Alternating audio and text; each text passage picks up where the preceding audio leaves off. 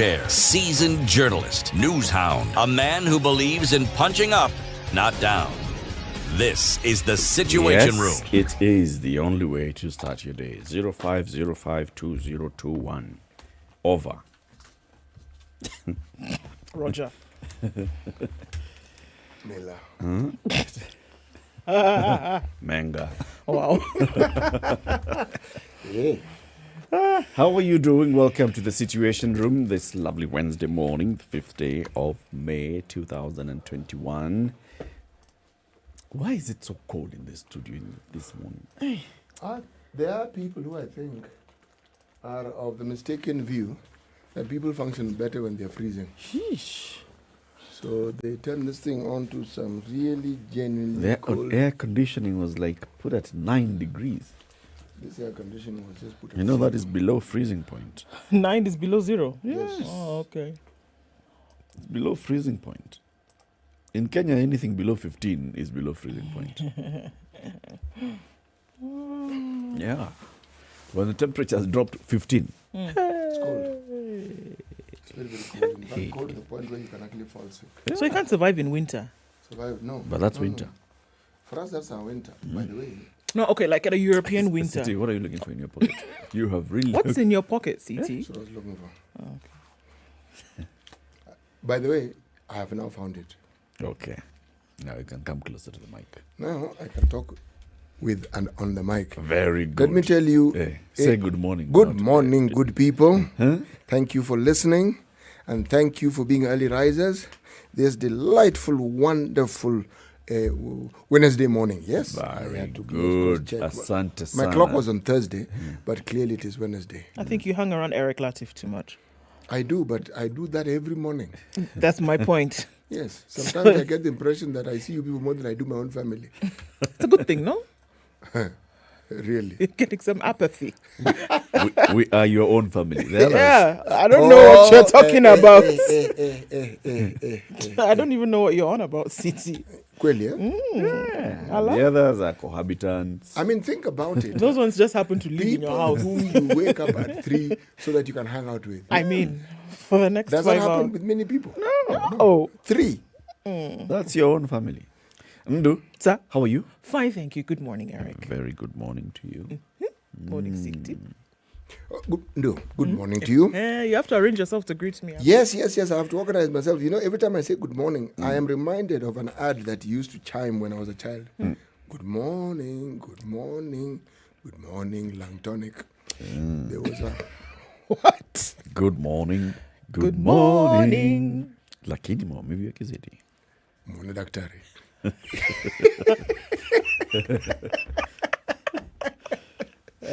Maumivu ikizidi. Yes, only Kizidi. But otherwise, just good morning, your Lang Tonic. Yeah. Yes. So we'll have a couple of conversations today. Today is World Asthma Day. And we want to understand what that means. Then also, we will be looking at this visit by Tanzania's new president, Samia Suluhu Hassan. Everything around it, the color, from the moment she landed at JKIA, she went to the Serena Hotel. She came out, she had changed. She went to State House. That's the spirit. In the evening, she participated in iftar.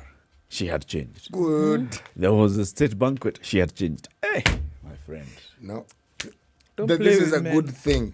It's great. It's good to have a lady president. I love it. Man, add a little color to the whole thing. There you go. Samanga male Uhuru wa president. Mashati. The same Same suit, Suluhu. same shirt you've been Suit. wearing since morning. Shirt, tie, You come and shoes, eat with us in the evening. socks. Unless there are many suits, They all coats, look the ties, which same. all look the same. So we'll have a lot of that conversation, plus what they discussed with the president, plus her expected speech at joint sitting of parliament this afternoon, and all those things. Are we resetting the button as is being reported? What's happening in the relations between the two countries? The button had been misaligned at some point. So it is being reported. I'm still of the opinion things there are some things that have happened, yes, but I'm not sure. Anyway. Is she going back today or tomorrow? Today She should be going back today after Parliament, right? 2 day visit. Nairobians, be ready. Yesterday was a mess. Mombasa for Road. people who live beyond JKIA. Eh? Mama, yeah. But do you know what it also did? This section of Mombasa Road. She avoided it. Yeah, but it was clear. I'm sure when this road is clear, it means somebody's suffering beyond you. And they're not moving. People who are There coming was from traffic Asiriva, from Kitengela, here all the way. to Athi River. It was not moving. And then in the opposite direction. That's right there. So there's a bottleneck somewhere. Because when we left, It was very smooth. I even didn't bother to go around the bypass. But she actually used the bypass yesterday. So she used that new ICD route, southern bypass. The problem... She avoided Nyayo Stadium. Yeah. Like the everybody problem else. was that Yeah, so it was a bit of a mess. they held traffic for the couple of hours that they were waiting always for the her to problem. come. And then for the minutes after she left is now when they Ati, released it. Ndege imetoka Dar es Salaam. Haya, funga barabara. Funga. That was the problem. So everybody's waiting. And then they finally released traffic. It was bad. And then They're it gone. went on well into the evening. Oh, You know they're how I gone. know? The garbage truck in our estate came at 7 p.m. Usually comes at 11 PM. a.m. Oh, just asking. And their excuse was traffic. I mean, Mama, it's when never I happened. traffic, Leo. It was bad. Yesterday was bad. That's what I'm saying. She's going today. I'll be 2-day visit. So it was yesterday and today. If she leaves today in the evening, she should just be ready to sleep on the road. I bet we should be asking for permission now. Curfew story is a lie. They should wait until tomorrow. Because if she's going today, they'll close the road at 4. You won't go anywhere. The police will not bother anybody. Have you had news of them bothering anybody? Since curfew has been gone Yes, to 10 a.m., yes. 10 p.m., I'm telling you, if she's going at 4 o'clock, the normal crazy traffic on No, Mombasa traffic Road will in be the on this evening. road until midnight. That's what I'm saying. So they should just understand Oh, they that do people will not understand. go home at 10 because the president is the going back. things the police force understand are many. Even the ones you don't understand. They understand. They understand. I'm They just saying, understand. just so that everybody knows she's going back today. But it's a good thing she has done. It is good to have visitors. It's good to come and go. It's good. It's good. It's good. Right. So, yeah, third Tanzania's president that Uhuru is hosting. You have a problem with this thing, eh? No, I don't. No, you don't. You don't It's like a big that thing. Yeah, but Uhuru needs to also go and address Tanzanian That one, I'll Parliament. raise it. You wait. He's been invited as chief guest during the Jamhuri Day celebrations. That's not enough. You want him to address Parliament? Yes. Okay. Eric has a bone today. Okay. We'll also be talking about what happens at work. And there's a report on by the Decent Work Initiative exploring the plight of factory workers in Nairobi's industrial area. So there's a team of people, an Open Institute's mission to empower citizens through providing data that can work to influence decision making. So they were interested in what is happening in industrial area. Used one person who is an engineer and had gone to seek employment in industrial area, followed their story, and they basically engage with others. And there's a report, and we'll be talking to the people who have basically done this report, talked to about close to 1,000 people, 95% of them being male, and what they found about the conditions of people seeking employment, getting employment, and working conditions in many of Kenya's factories within the industrial area. That will be coming up at 8 o'clock. COVID is not just coming up, it's here with us. Watch out, it's still here. Wear a mask, social distance, wash your hands, get all the information that you need. Yes, it is still with us. Let's look at Kenya really quickly. The numbers that we saw yesterday in terms of a COVID update.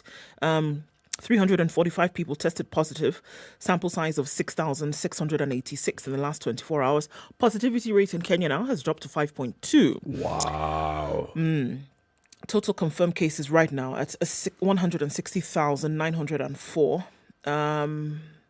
24 deaths reported in the last 24 hours, with only one having occurred in the last 24 hours, 15 on diverse dates the last 1 month, and 8 were late death reports from facility record audits.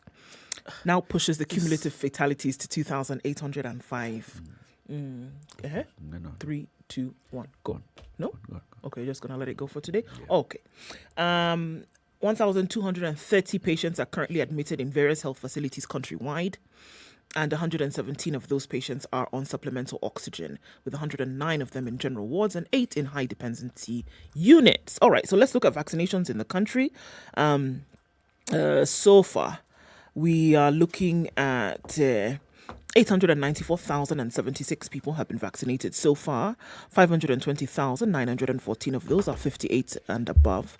139,221 teachers have been vaccinated. 158,772 are health workers, and 75,169 are security officers. So still under 900,000 people having been vaccinated in the last 2 months. And hopefully they expect to continue, right? Okay. So that's what's going on with that. Let's look really quickly in the next 3 minutes. So we still haven't finished the vaccines. No, even the first ones that have come, we have not finished. However, we hope that by June, you said I should say, they said by June.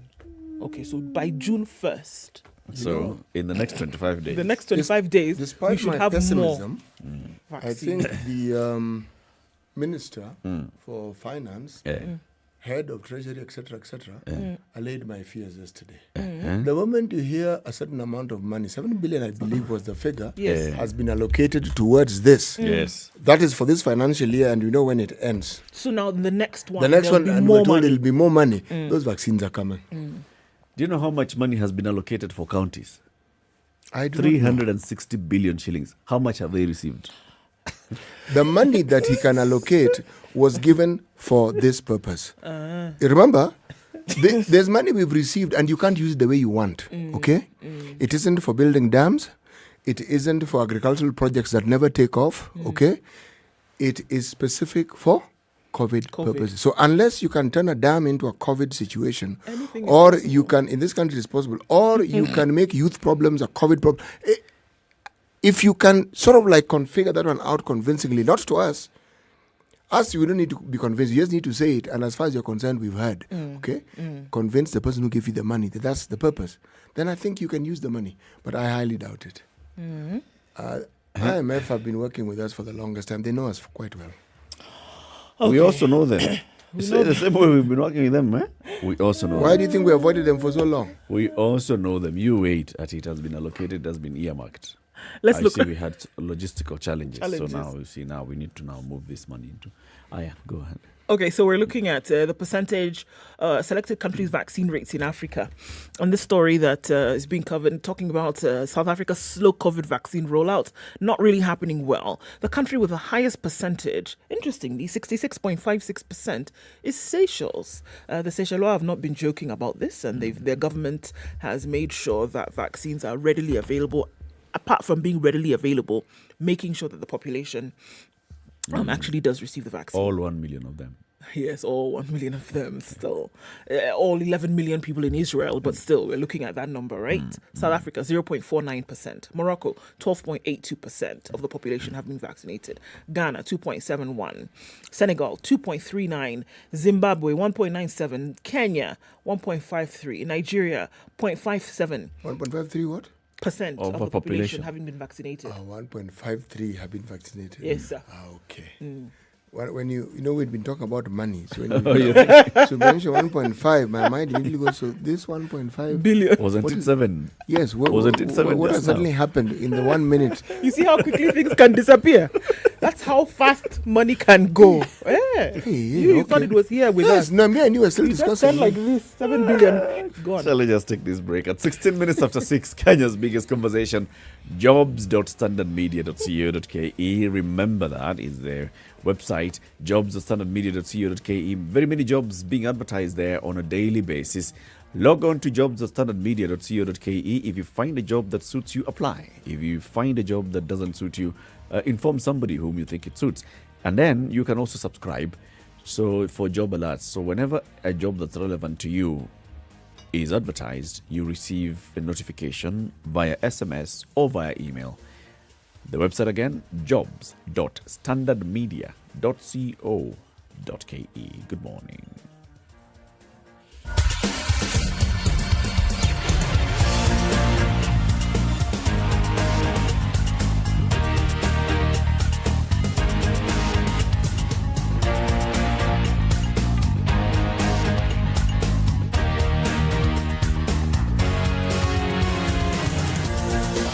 24/7, around the world, non-stop. This is Spice FM.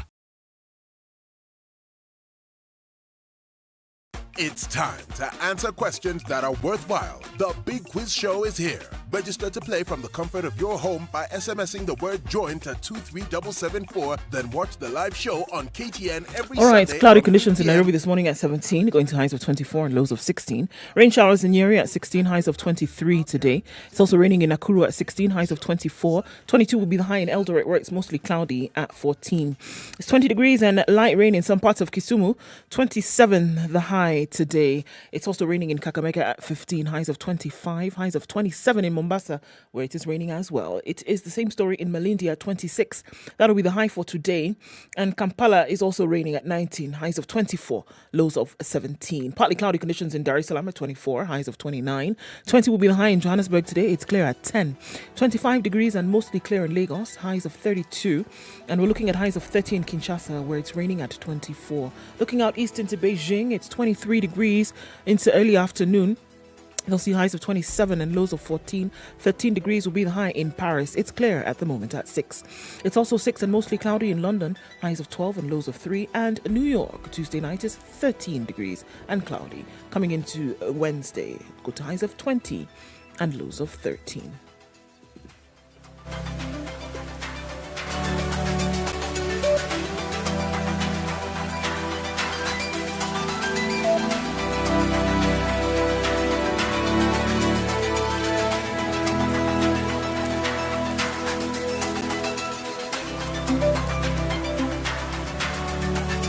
Mature, intelligent talk every morning.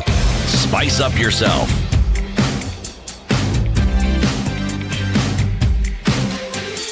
All right, coming up to 20 minutes after 6. Very many people online. SpiceFM, KE, YouTube, Facebook, and Twitter. Benson Kiplagat was tuned in at 5:55 a.m., he says, and tuned in from County 036. Okay.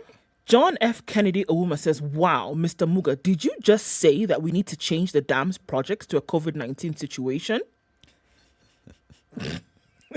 Did you? Did you? I raised a question. I didn't say we should. I said, if we were thinking, if we landed on the land of miracles, which of course is Kenya, and the impossible became possible.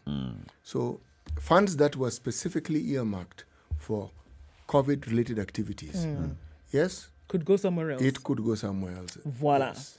Dagi Oguta says, good morning, Situation Room, my good people. Ndu, Eric, and Dr. Muga tuned in from Kisumu, Migosi. I'm very happy for a great conversation. Ndu, did you notice Suluhu Women's Security? Yes, we did. Immediately she signed that document, actually, her ADC was instituted, and it was a woman who took over from who used to be the ADC for Magufuli. Yes, we noticed. Good morning, Spice, watching from Thika Road. Good day to you too, Gasheri. Folks, after 2022, disband these talks. Which ones are these, Cartel? Good morning, Joseph Hightower. Good morning, Waterman Jeffrey from Hennepin County. Okay. Ouma, good morning again. All right. Olo Caleb, good morning from Mombasa. Live from Nyeri, that's where Alex Mbogo is. And Robert Mbogo, your brother, is in Mombasa. Jose Jays is streaming from Nakuru this morning. And Okinda Jerry is asking, what is the frequency in Kakamega, please, Eric Latif? Ati wapi? Kakamega. Huku hatukuji. Oh, okay. You can use the Eldoret frequency 96.7 or the Kisumu frequency, which is 102.5. Voila.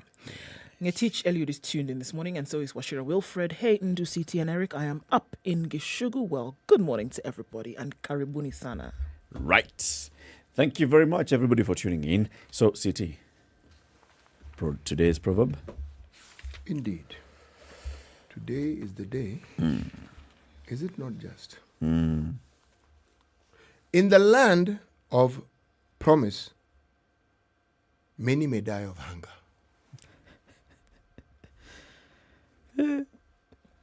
Okay. Waiting for the promise.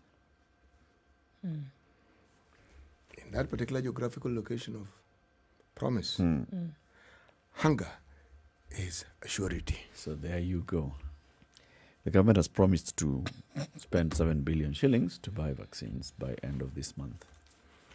You know, sometimes there are gains that occur on a daily basis, but we sometimes miss out on them because Our focus is unfortunately captured by all the other unpleasantries that occur around us. Okay? When we start getting to the headlines, I will read some of these pleasantries that Things I've that been happen. encountering. Yes, Let's start. pleasant things. Start with pleasant one. things. Start off on a good Okay. note.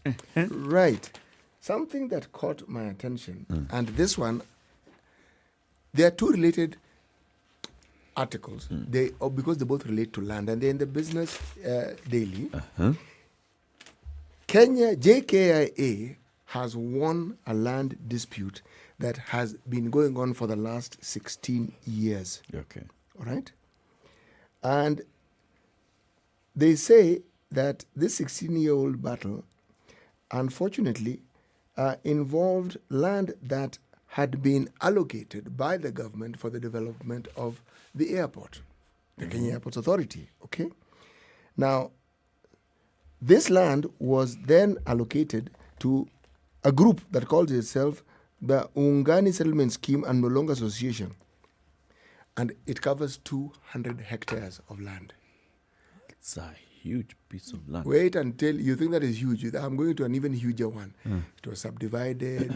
I think it's someone people suspected sold. was bought. Now, this land has been given back to care. Now, the judge who oversaw this particular case, Justice S. Okongo, said that what he finds shocking is that the Director of Surveys could authorize a survey to be conducted for the purposes of subdividing this particular piece of land when it clearly shows that this land belonged to the government. He said he finds this very, very surprising. And what he even finds equally surprising is how on earth a private entity got hold of government land this huge. This private entity is called what again? Remind me. There are two. Some farmers associations. It's called Ungani Settlement Scheme and Mlolongo Association. Yes. You know, when people went and bought these pieces of land, and this is all here, Katani, Mlolongo, and Syokimau, Yes. and then Kenya Airports Authority sent in the bulldozers. Yes. I spoke to some of the people who are affected. And there's a gentleman who actually came to the studio and he was telling his story. His life savings, he had bought a piece of land, he had gotten his title deed, he had done everything, used a lawyer, conveyancing, gotten a title deed, built a piece of, on that piece of land, built his family home, moved his family. Bulldozers came and brought down everything. So by the time I was talking to him, it was a Sunday. The evictions that started on Friday. He was telling me my family, my children, I don't know, living with which relative, my wife is where, I am being put up by some friends. And he was just like, I don't know, I followed due process. As far as I was concerned, I followed due process. You go to lands, do your search, you find that the land is legit, you're not the only one who's buying, you go ahead, you get everything processed, you put up your building. So yes, it's a win to the taxpayer and the Kenya Airports Authority, but the people there really, really, really suffered. I'm glad because there are very many people who actually had bought those. I'm glad you brought that land. up, Eric, because you see, whenever you read of such a story, there is always the flip side of it and a tragic one, where the unsuspecting public were lured to buy this piece of land, and all manner of things that relates to I was about to say Afi House, to the Lands Ministry, Arthi House. yes, Ardi House, and all the things that we have associated them with, again come to the fore. And then before you know it, before Punde even becomes Punde, you then have a situation where the poor unsuspecting public who were given all sorts of stories, yes, indeed, it was government land, then you're told, oh, change of... You're told all sorts of things. But as you correctly put it, many other people. Eric, do you remember the sort of buildings we saw being demolished that had been on road reserves? Yes. I remember there was a multi-storied building. That one, I wept for that man. Imagine. I wept for that person. In some cases, yes, the person who is the original beneficiary knows that this is not their land. And then they sell it. And they work in cahoots with thugs at the lands registry. And then you just come in as the number 4th, 5th generation buyer. You're caught up in that whole thing. You do what you suspect to be due diligence. through the whole good process. And then one day someone comes and tells you, you know what, this is all piece of land. I always raise the question, by the time a company such as this is formed and starts selling pieces of land and people start coming up to But the put government can beacons, see all these things happening. Kenya Airports Authority can see. Why not speak out then? But you see, Then sometimes they'll say that they've issued a caveat. It was actually published on the newspaper somewhere in page 32 as a In the small right-hand Wait, corner. do you remember caveat emptor. Do not buy a piece of land. that Kenya Airports Authority, names of beneficiaries, they even allocated it to some big names. Even those names were published. Yeah. Those who had been allocated that land. But you think 200 hectares is an issue? Okay. Remember the Galana Kulalu Yes. food project? Don't tell me it has How been could we stolen. forget? Oh, no. Part of that land that you're talking about, once upon a time used to be ADC land. Right. Okay. The current ADC chairman is a gentleman by the name of Nick Salat. Yeah. Huh? An issue appeared before the committee on land in Parliament. The acreage in question is 350,000 acres. 350 acres. 300,000 Yes, acres. activities that relate to construction of dams, mining, these are already taking place. And there are claims that these aren't in the records of ADC, according to one Mr. Nick Salat. And that land, same story. Land belonged to ADC. Somehow some people have got hold of it. And the Nick Salat is saying, you know something?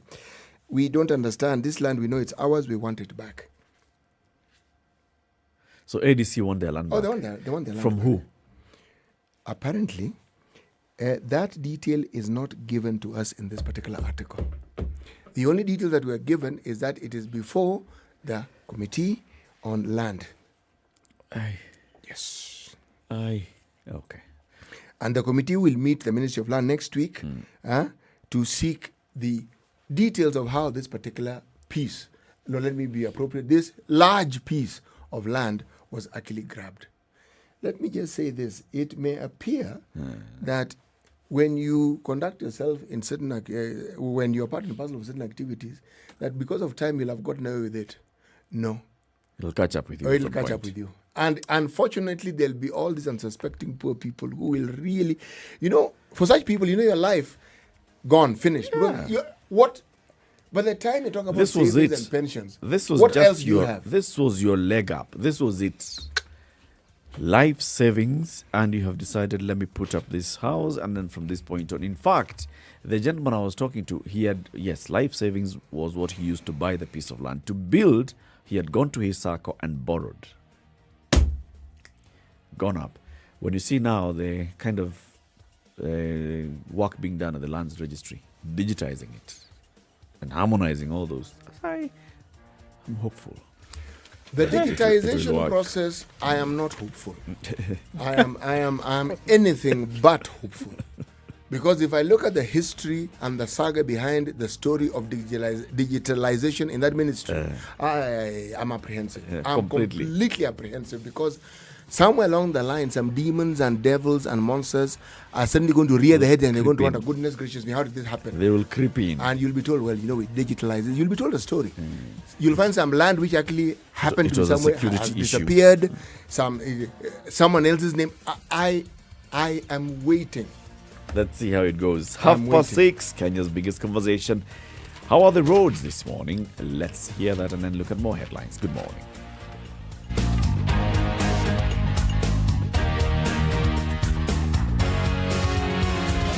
"24/7 around the world, non-stop. This is Spice FM.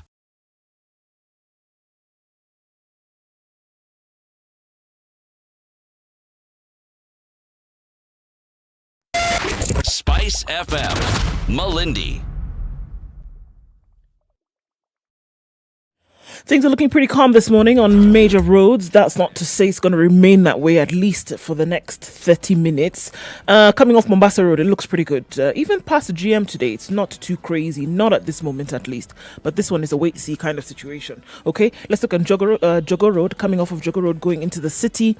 A bit slow, coming from industrial area as well. Folks who left early are the ones who are going to catch this worm today. Coming off of Thika Road, going towards Pangani. At the underpass, it is slow, a little bit going towards Ngara, and then you can use Wangari Maathai Road. So right now, things are just waking up and traffic is stretching along the roads. Let's see what happens when it wakes up fully. SpiceFM KE on Twitter, talk to us should you need to, or text on 40127.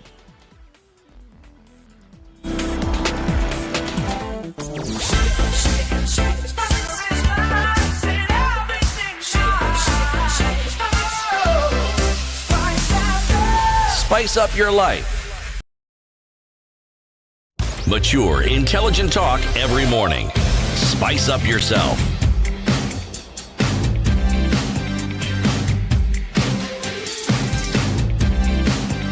Mornings done right. All right, 94.4 Spice FM. So there's Nairobi. a story here on page 10 of The Nation. U.S. mulls moving ARVs stuck at the port of Mombasa to another country. The U.S. government is considering moving the ARVs that had been stuck at the port of Mombasa for close to 4 months to another country, a move that could deal a blow to patients who've been waiting for the medicine. So according to USAID, the remaining shelf life of the drugs and the storage charges accruing are raising a concern to them. And they're saying, we're responding to a question by The Nation. The U.S. Embassy said the ARVs had not received the necessary clearance from the Pharmacy and Poisons Board for them to be released from Custom Board and warehouses at the port. You know, despite all that thing of, Health Ministry, to the Treasury, blah, blah, blah. So the one cog in this particular wheel that had been forgotten is the Pharmacy and Poisons Board. They have not given the necessary clearance. So the drugs are still at the port in the custom bonded warehouse. They are still accruing storage charges. So that story about them having been released. That's what I was saying. I thought this issue had been sorted. Yeah. See, they have been released. Okay. In terms of tax. But in terms of have they been cleared by PPB? Apparently they haven't. So as they stay there, the owner of the custom bonded warehouse is just sending an invoice. Snapping his fingers. He's just sending an invoice. Now, USAID is saying, okay, you see, now even these drugs, their shelf life is running out. So maybe what we can do, because the cost so far, the charges accruing so far amount to a total of more than a quarter of the cost of the drugs.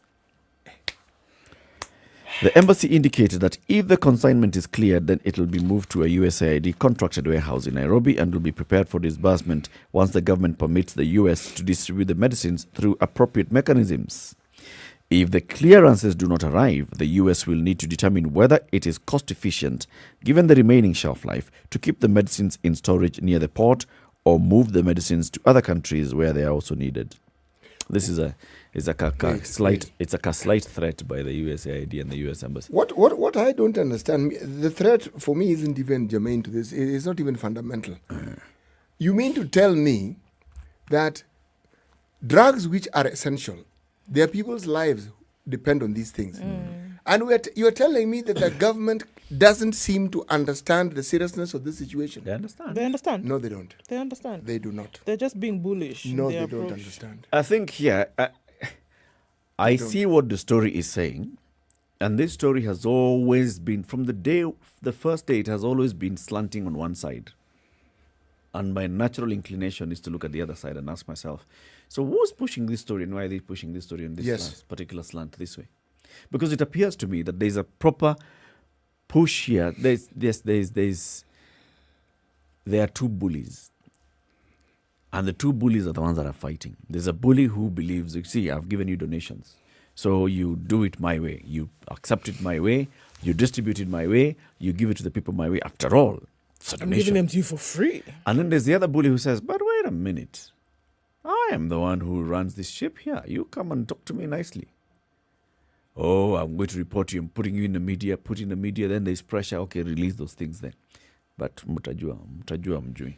But you know, Eric, See, they still need to come back to me for the this one clearance. bully did explain very carefully. By that time, you have a senior person in the U.S. government having a conference call with your president. And among the things they talk about is this. Is this particular one? It can't be a small issue. Yeah, it's because of the report that has been given from here by the bully here. That's what I'm saying. No, it isn't the bully here, Eric. No. This is the story of the age-old story of the cartels at Afia House all over again. Because are you telling me that you're playing ping pong with people's lives? See, here, I'm talking as a stakeholder and somebody who's worked in this field for the longest time, and I know exactly what is happening when people do not take those drugs. I know. They will die. It's not complicated. It's not something that... Because when you're on ARVs, you're on ARVs for life. Yes. Okay? They came in January. Yes. We've heard of the situation on the ground and what has been happening. Then we even heard of stories of these things being distributed. Yep. And suddenly we are hearing this. It isn't any different from the MES. It's not different. Remember when we talked about KEMSA and the board and the management, and I said, the problem is not KEMSA. The problem is at Afia House. And when I say Afia House, it's Afia House and the people who do business with Afia House. And again, I've also mentioned that the problem of people who are in government and in positions of authority also being involved in business. Because that amount of influence, why do you want to exert it unless you are a beneficiary of it? And then people to die in the balance because you're now having that tiff amongst yourselves. Yes. By the way, the lives of the people is so remotely It is a secondary It's not issue. even an Not. issue. It doesn't But come let up. me ask you, City. Yes. Okay? Because you're in this field, have you heard reports of people who are today not taking the ARVs because they've run out of ARVs? Yes, I have. How many? Are they, I is did not it ask- like a report of we have very many people who have run out of ARVs and the supply of ARVs has run out? Yes, we've had cases where it's not running out. It's a reduction. ARVs, you don't ration. You don't say, okay, you are taking it every day, now take it twice a week or something of that sort. You don't do that. The complaint was that we're getting to a point where they're about to run out. Okay. Okay? So you will not know what to do next. Now, Okay. what that means usually is that there are places that are having problems supplying ARVs. Yep. Okay? Which means they are not there. Okay. ARVs are not things you supply when they're needed. You supply and you have them in storage. Okay. Okay? Then we also heard about the drugs that were in storage at KEMSA Yes. that were released. Was it last week or the week before last? I That were don't remember released. when they were. Yes. And the story again here, I bring it up, is that the slant was we have released toxic medicine from KEMSA to be taken to people who take ARVs. Remember Okay. we had that discussion here? Toxic Eh. mean that they could have expired. Toxic? No, not that they expired. It's because they had been put in a They list where we're saying specifically we're going to stop mentioned using. nevirapine. We're going to stop Specifically. using this particular drug from this point, but it's still in storage. Now it's being released to go to the country. The story is not that drugs that had been in storage, despite being decommissioned or stopped from usage by the country, they have now been distributed. It is that they're toxic, which means that what? You're feeding people poison. And then now here is a story, again, those drugs that had been cleared at the port of Mombasa after 4 months of a back and forth could even be taken away to another country. Essentially, we're talking Because about a choreographed. There's a choreographed. You see, there's something else, Eric, which you've mentioned, which also is true in this equation. Okay? One of the things that is true, there are people who head organizations such as the USA that we keep mentioning, all right? And they also have contractors whom they know within the country. And if I dare say so, they have even preferred people whom they'd rather work with. KEMSA's reputation, unfortunately, has been sullied in the recent past. Yeah. But as I've said, I have seen KEMSA working efficiently also. Despite the issue that before we're talking all about. these things that we're talking about, the people that you're saying have been receiving the ARVs in good time, It's been through KEMSA. and it's through KEMSA. It was through KEMSA. Yes. It was through KEMSA. You even knew when they would arrive, you knew. There is something that isn't clear here. And you are right in pointing out that there seems to be a tiff. Yes, KEMSA story, we know. Yeah. Okay? Yeah. ARVs, by the way, are a little difficult to sell. There are people who've attempted to. They are a bit, because everyone knows they're free. Yeah. Okay? So the person wants to buy them. I'm sure they may know there's a market. But this thing goes beyond just this little thing that I'm discussing here. You know what? As I'm just looking at something here, and this is not why I'm very sure that it's about time. It seems like this has come to the point whereby these two warring sides need to then stick it to each other, is that it is not the first time that drugs have come in through the port of Mombasa and then to be distributed. This has been happening for decades. Yes. My friend, that thing has been happening. It has for a been long happening for decades. So what is happening now that has been different from 6 months ago? And the PPB or usually 4 months clears ago? the drugs. They arrive. Immediately. You There's a don't hear. process. But then you don't hear the details of this process. Drugs arrive, PPP clears, they're distributed to those who need them, and then everybody's happy. We must also bring into this discussion the head of USAID. Because USAID got a new head. A new head, sure. Yes, they did. So maybe the new head wants to appear like a good broom that wants to sweep clean. And wants to do things differently, Yes. as how now, it's been this described. doing things differently, yes, KEMSA has corruption issues. Many. Ministry of Health has corruption issues. Many. But for people who need the life-saving medication or the life-saving treatment that ARVs provide, have been receiving these drugs for decades, again, through this same KEMSA. And somehow it has worked. Of course, it has Yeah. worked. But remember when we read the story, I told you that USAID changed. They brought in new players. Okay? And when they brought in new players, they forgot. But the moment you bring in a new player who's a private entity, the government is going to actually just follow the law and tell you, folk, that's all right. Just bring it in. Yeah. You need to pay this, and this. this. It's not really complicated. If it's through a government agency, it's a government to government. Yeah. You're not going to pay taxes. So now you've brought in your private entity. fine, Be fine, ready fine. to go along with the rules and laws of Private business entity. practice in the country. Yes, we know. Okay, we are not going to charge you for this, but the This one procedure you will is pay. this, and this. But if you want this headache to be removed from you, go government to government.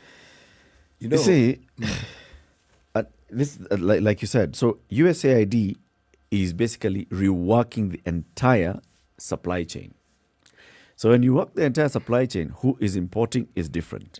The warehouse is different. The From clearing there, agent? it'll come to Nairobi. It'll be in another custom bonded warehouse whom we shall choose different. Now, that could be also part of the problem. Listen to what we are saying.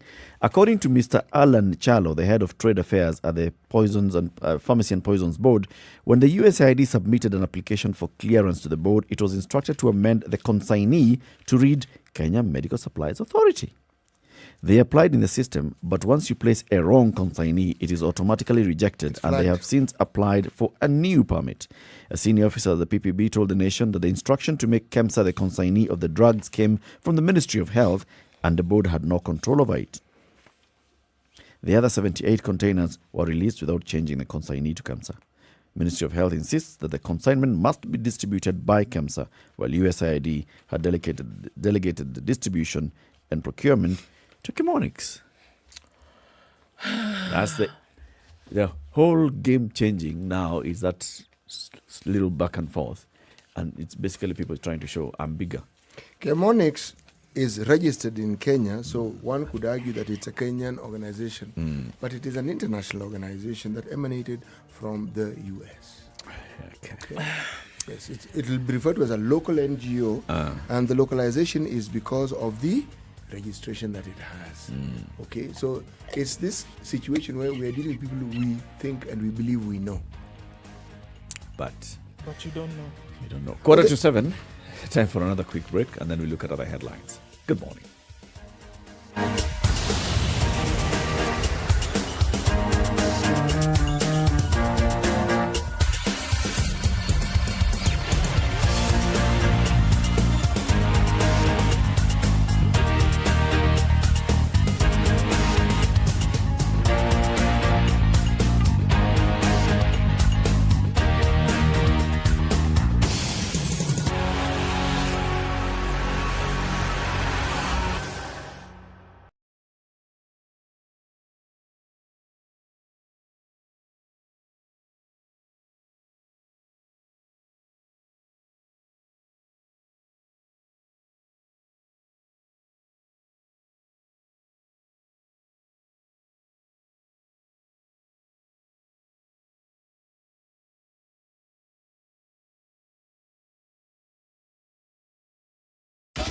24/7 around the world non-stop. This is Spice FM. Hello. Halo, umesikia? Nimesikia nini? Hujasikia habari? Hebu acha nikuambie. Kile kimetokea. Hello? Hello? Hello? Don't wait for hearsay. Dial star 550 star 1 hash to read the standard e-paper from the convenience of your mobile phone for only 20 shillings from your telecom line, and stay up to date for a reliable source with over 100 years of experience with no additional data charges.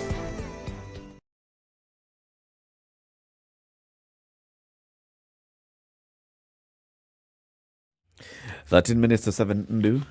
All right, so Tanzanian President Samia Suluhu Hassan will today address a joint sitting of Parliament. She will be the third foreign head of state to address the bicameral Parliament and the second Tanzanian president to do so. Did Kikwete address Parliament? Yes, it was Kikwete and her. And then now it'll be her. It'll be her, yes. All right. President Suluhu will also make history as the first female commander-in-chief to address the august house. Others who have addressed Parliament are former Tanzanian President Jakaya Kikwete in 2015 and former Nigerian President Goodluck Jonathan in 2013. Both addresses were before Kenya's 12th Parliament. Addressing a foreign parliament is considered an honor to any visiting head of state. In 2015, President Uhuru Kenyatta addressed Uganda's parliament. President Suluhu will address the afternoon sitting, which will commence at 2:30 in the National Assembly chamber. This comes weeks after she was sworn in to replace the late President John Pombe Magufuli. Her address is different to Kikwete's, who spoke to lawmakers at the tail end of his second term in office. At the time, the former president assured that Tanzania would forge strong ties with Kenya. The ties between Kenya and Tanzania have been their strongest during my term as president. This is what he said, and this will not change. But the relationship between the two East African neighbors has been frosty during Magufuli's tenure. Suluhu is keen to pursue rapprochement with her allies in the region. She directed ministers who formed the Joint Permanent Commission from Tanzania and Kenya to meet and agree on different issues to strengthen the ties. Her address today will undoubtedly highlight the steps her government will take towards improving bilateral ties. In her joint address with President Kenyatta at State House yesterday, she enumerated some joint programs the countries would embark on. Today, she will likely highlight specific framework to guide engagements between the two countries. She said yesterday, Tanzania and Kenya are not just neighbors, but brothers and sisters. I wonder who the brother who is and who's the sister. Anyway, our shared border is the largest within the East African region. Hers will be the message of comradeship between the two East African states who share a forum at the East African Legislative Assembly. Okay. Right. So is you it a don't see these resetting? frosty relations. Is it a resetting? Okay. So a number of things happened during Magufuli's time, right? Remember the issue of Kenyan tour drivers, whether they can actually cross over into Tanzania from the Mara, or what happens, you go and drop your passengers and then they're picked by somebody there else. was that. There was the issue of the chicken. There was the issue of, animals crossing the border. And I find those Then to there be, was COVID. minor tiffs. COVID was not an issue. Even No, now. but I mean, we had there was the issue of having a negative test or positive test. Yeah, Tanzanians Crossing claiming the that you pay and you get a negative test. Even now, it's still an issue because you see, even Samia yesterday talked about it and said, let's smoothen that operation at the borders, so that our people can come in, get a rapid test, and move, and don't stop slowing people down. It's still an issue to date, so it's not necessarily a breakdown in terms of relations. But if you look at the number of big trade deals, there was a deal of the pipeline, Kenya, Uganda, Tanzania pipeline. Is the pipeline going to be done through here with Uganda? And then now Uganda moves to TZ. And all those other things that happened. And Suluhu has gone and signed that pipeline deal. And now she has come and signed our gas deal with Kenya. And yes, she's indicating that, I want things to move. I want to take you back to President Jakaya Mrisho Kikwete. He says that during his tenure, Kenya and Tanzania had the best and strongest relationships. But at the same time, what we are actually seeing, big movement in terms of investment and support by the Tanzanian government of Kenyans seeking to invest, work, live in Tanzania at the time. At that time is when you saw that then there was a demand on Kenyans to come in, and you could not use your you would be able to travel into Kenya with just that pass. And then thereafter, shortly after that, was when it was demanded that you had to travel with your passport and you had to have that document. I would say that those three presidents, even during Jakaya Kikwete's time, there were issues between Kenya and Tanzania, those neighborly issues between Kenya and Tanzania, and the whole conversation of Kenyans looking at Tanzania and wondering, are you guys working with us together in EAC, or are you guys focusing so much on SADC? Because that's the time when Kenyans were wondering, hey, Jakaya, you seem to be focusing so much on SADC and not so much on the EAC and the relations and moving things forward with the East African community. So I'd say those things did not start with Magufuli. They started with Jakaya Kikwete, and even now, as I see Madam Samia Suluhu, I'm looking at it and saying, okay, yeah, but let's see, really. But you see, if you actually look at this region, there is a certain dominance that is associated with Kenya as far as even human resource exportation is concerned. You look at the tourism industry in Tanzania. You look at the banking sector in East Africa. Kenyans, especially foreign banks, Kenyans have dominated those positions for the longest time. Now, when it comes to trade, see, what the current president of Tanzania is doing is the sort of optics you need so that the citizens can see that whatever else you think, because you may have a tiff at the border. Yeah. It's a tiff at the border. Yeah. How that resonates with the citizenry is a everything completely different matter. Yeah. You'll think it's a fly, they'll think it's a dragon. So some action has to be taken, because if that isn't done, then what you have is a situation which, because of what people would like to believe and think, it just keeps getting worse and worse and worse and worse. And yet in reality, it isn't bad. It's just something, as Eric puts it, that it's something that can be ironed out easily. Okay. And should be dealt with. So now this pipeline that the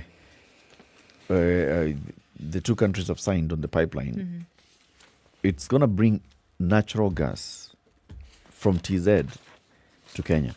According to a dispatch from State House, Kenya is keen on importing natural gas from Tanzania to run our industries. Natural gas is a clean energy source which will contribute to the mitigation of greenhouse gas emissions and is in line with our commitment to reduce our carbon footprint and protect our environment. Hey, big words, eh? This will help us tap into our rich and diverse African cultures for the growth and transformation of our countries. Gas. No, they're the parts of the agreement that was on social integration, just one of them. national heritage, and all. So let's see. The president will be addressing Parliament today. It'll be interesting to listen to another Kiswahili.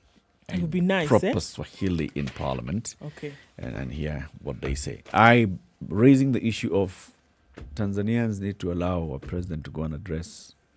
You would like Uhuru Kenyatta, President Uhuru Kenyatta, to go and address the Tanzanian Parliament. Yes, in Kiswahili. Okay. I said tumeweka kidole katika mambo mengi. Okay. Maybe if you say it enough times, it can actually reach the ears of those. Alisema tumeweka kidole. Oh, actually, It's not my words. Yes, it's the president's words. And then the Tanzanian president kept repeating it. Kama kutumia lugha ya Mheshimiwa Rais Kenyatta, tumeweka kidole katika haya mambo. Na pia hapa tumeweka kidole pia katika. You know, remember the TIF we're talking about within the tea sector, which focus specifically on KTDA? Yes. You know, what is strange is that smart neighbors benefit from our own mismanagement.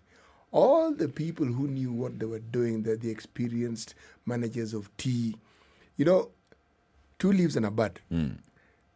That's what it's all about. And you mechanize it, you remove it. So you actually have lower quality. Do you know all those people who were laid off, you know where they went? Rwanda. That expertise, they were told, come. Ujeni. Oh, please. Come. We know you've been at this thing for a long time. Yep. Net result, what do you see? You see a situation where Rwanda is producing some marvelous tea. Tea with aroma. Tea with a sort of... Oh, yes. Not this one where you add hot water and you're not sure what on earth you're smelling. Okay. So, Kenyan experts all over. Yes. the pain of 4,000 teachers transferred with no letters. Then how are you transferred if they're not letters? You're just told to go.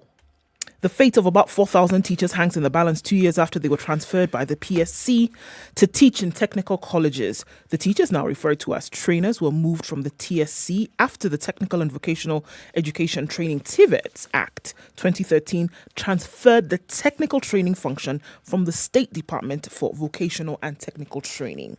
Consequently, the PSC, which is the Public Service Commission, approved the transfer of service for lecturers in polytechnics, technical institutes, and vocational training institutes to the State Department for Vocational Training and Technical Training with effect from July 2018. All right.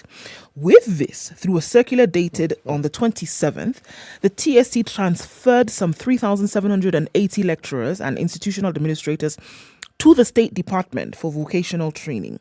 The Kenya Union of Post-Primary Education Teachers, together with 5 TVET trainers, petitioned the Employment Court to reverse the transfer of the teachers from the TSC to the PSC. In his judgment, Nelson Abudha nullified the TSC circular and the transfer, declaring it unconstitutional. The teachers were to return to TSC immediately. However, Kupet and the Ministry of Education recorded a consent in court to pave way for a smoother transition in line with the spirit of the TVET Act. Part of this was for them to sign a recognition agreement between the ministry and the union for the authority to advise on harmonization of the service. So what's happened? So they have been moved. What they need a letter. What's the issue? They have been moved, they've been transferred, but they don't have letters of transfer. So they essentially are in limbo. So are they called and told to go there? No. So how did they know? How did they know? Their So it's names, basically a these transfer of 3,000 functions. It's like saying the people who worked at Kenya Meat Commission, with the transfer of functions You move from TSC agriculture to PSC. from agriculture to defense, these guys now need a letter transferring them from the Ministry of Agriculture to the Ministry of Defense. Yes, but you it's still like work you there. need- So it's what's like- it's gonna happen? It's like you need your appointment letter. Yeah. You Okay. need your appointment letter because so many things happen thereof. Okay. Your job description Before we finish this established, hour, your you know, salary Eric, is you asked paid. a question. It's an interesting thing. Let's look at it as we begin the hour, right? Let's do that. Before we bring in the guest. And this is about what? Remember that land you asked me about? The one we're buying. Which one? Business Daily. You know, the one we're buying, we're still buying, and it wasn't allocated to The ADC. one that you stood outside The Kemsa. ADC land. Okay, that one. Names have been mentioned. Oh. The Star have mentioned the names. Oh. The one in Nuko Galana Kulala. Yes, the Star has mentioned the names. Bas. We will have that conversation at the beginning of the hour and then also move into World Asthma Day, commemorating World Asthma Day today, 2021, understanding what it's all about, the awareness that's needed, the situation with asthma in the country, that and more. We'll be speaking to Dr. Josephine Muiro, who's a medical advisor with GlaxoSmithKline Pharmaceuticals Kenya, GSK. Good morning, 7 a.m.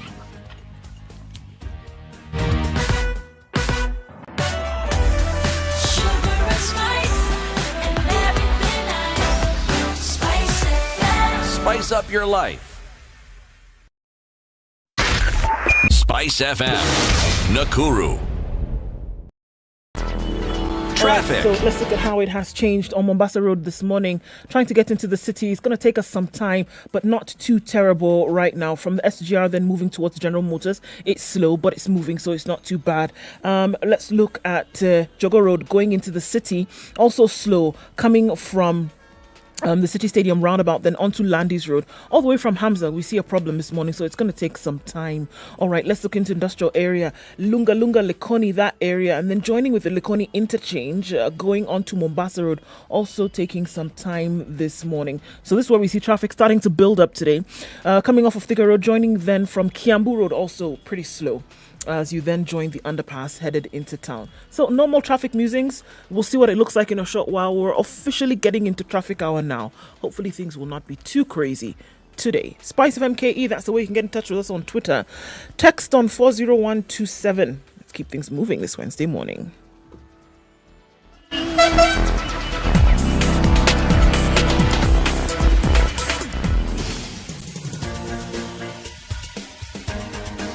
This is The Situation Room, the home of hard-hitting political commentary and penetrating insights about the state of the nation. This is a talk radio experience like no other. The Situation Room, a place for hard truths, debates, and elevated conversations. The Situation Room, witty, political, engaging, deep, controversial. In the room, we have C.T. Muga, researcher, academic, seasoned political observer, a fountain of wisdom in these politically uncertain times. Ndu Oko, Nigerian by birth, Kenyan by choice, communications expert, Pan-Africanist, a truth seeker and believer in people power, and Eric Latif, agent provocateur, the man in the chair, seasoned journalist, news hound, a man who believes in punching up, not down.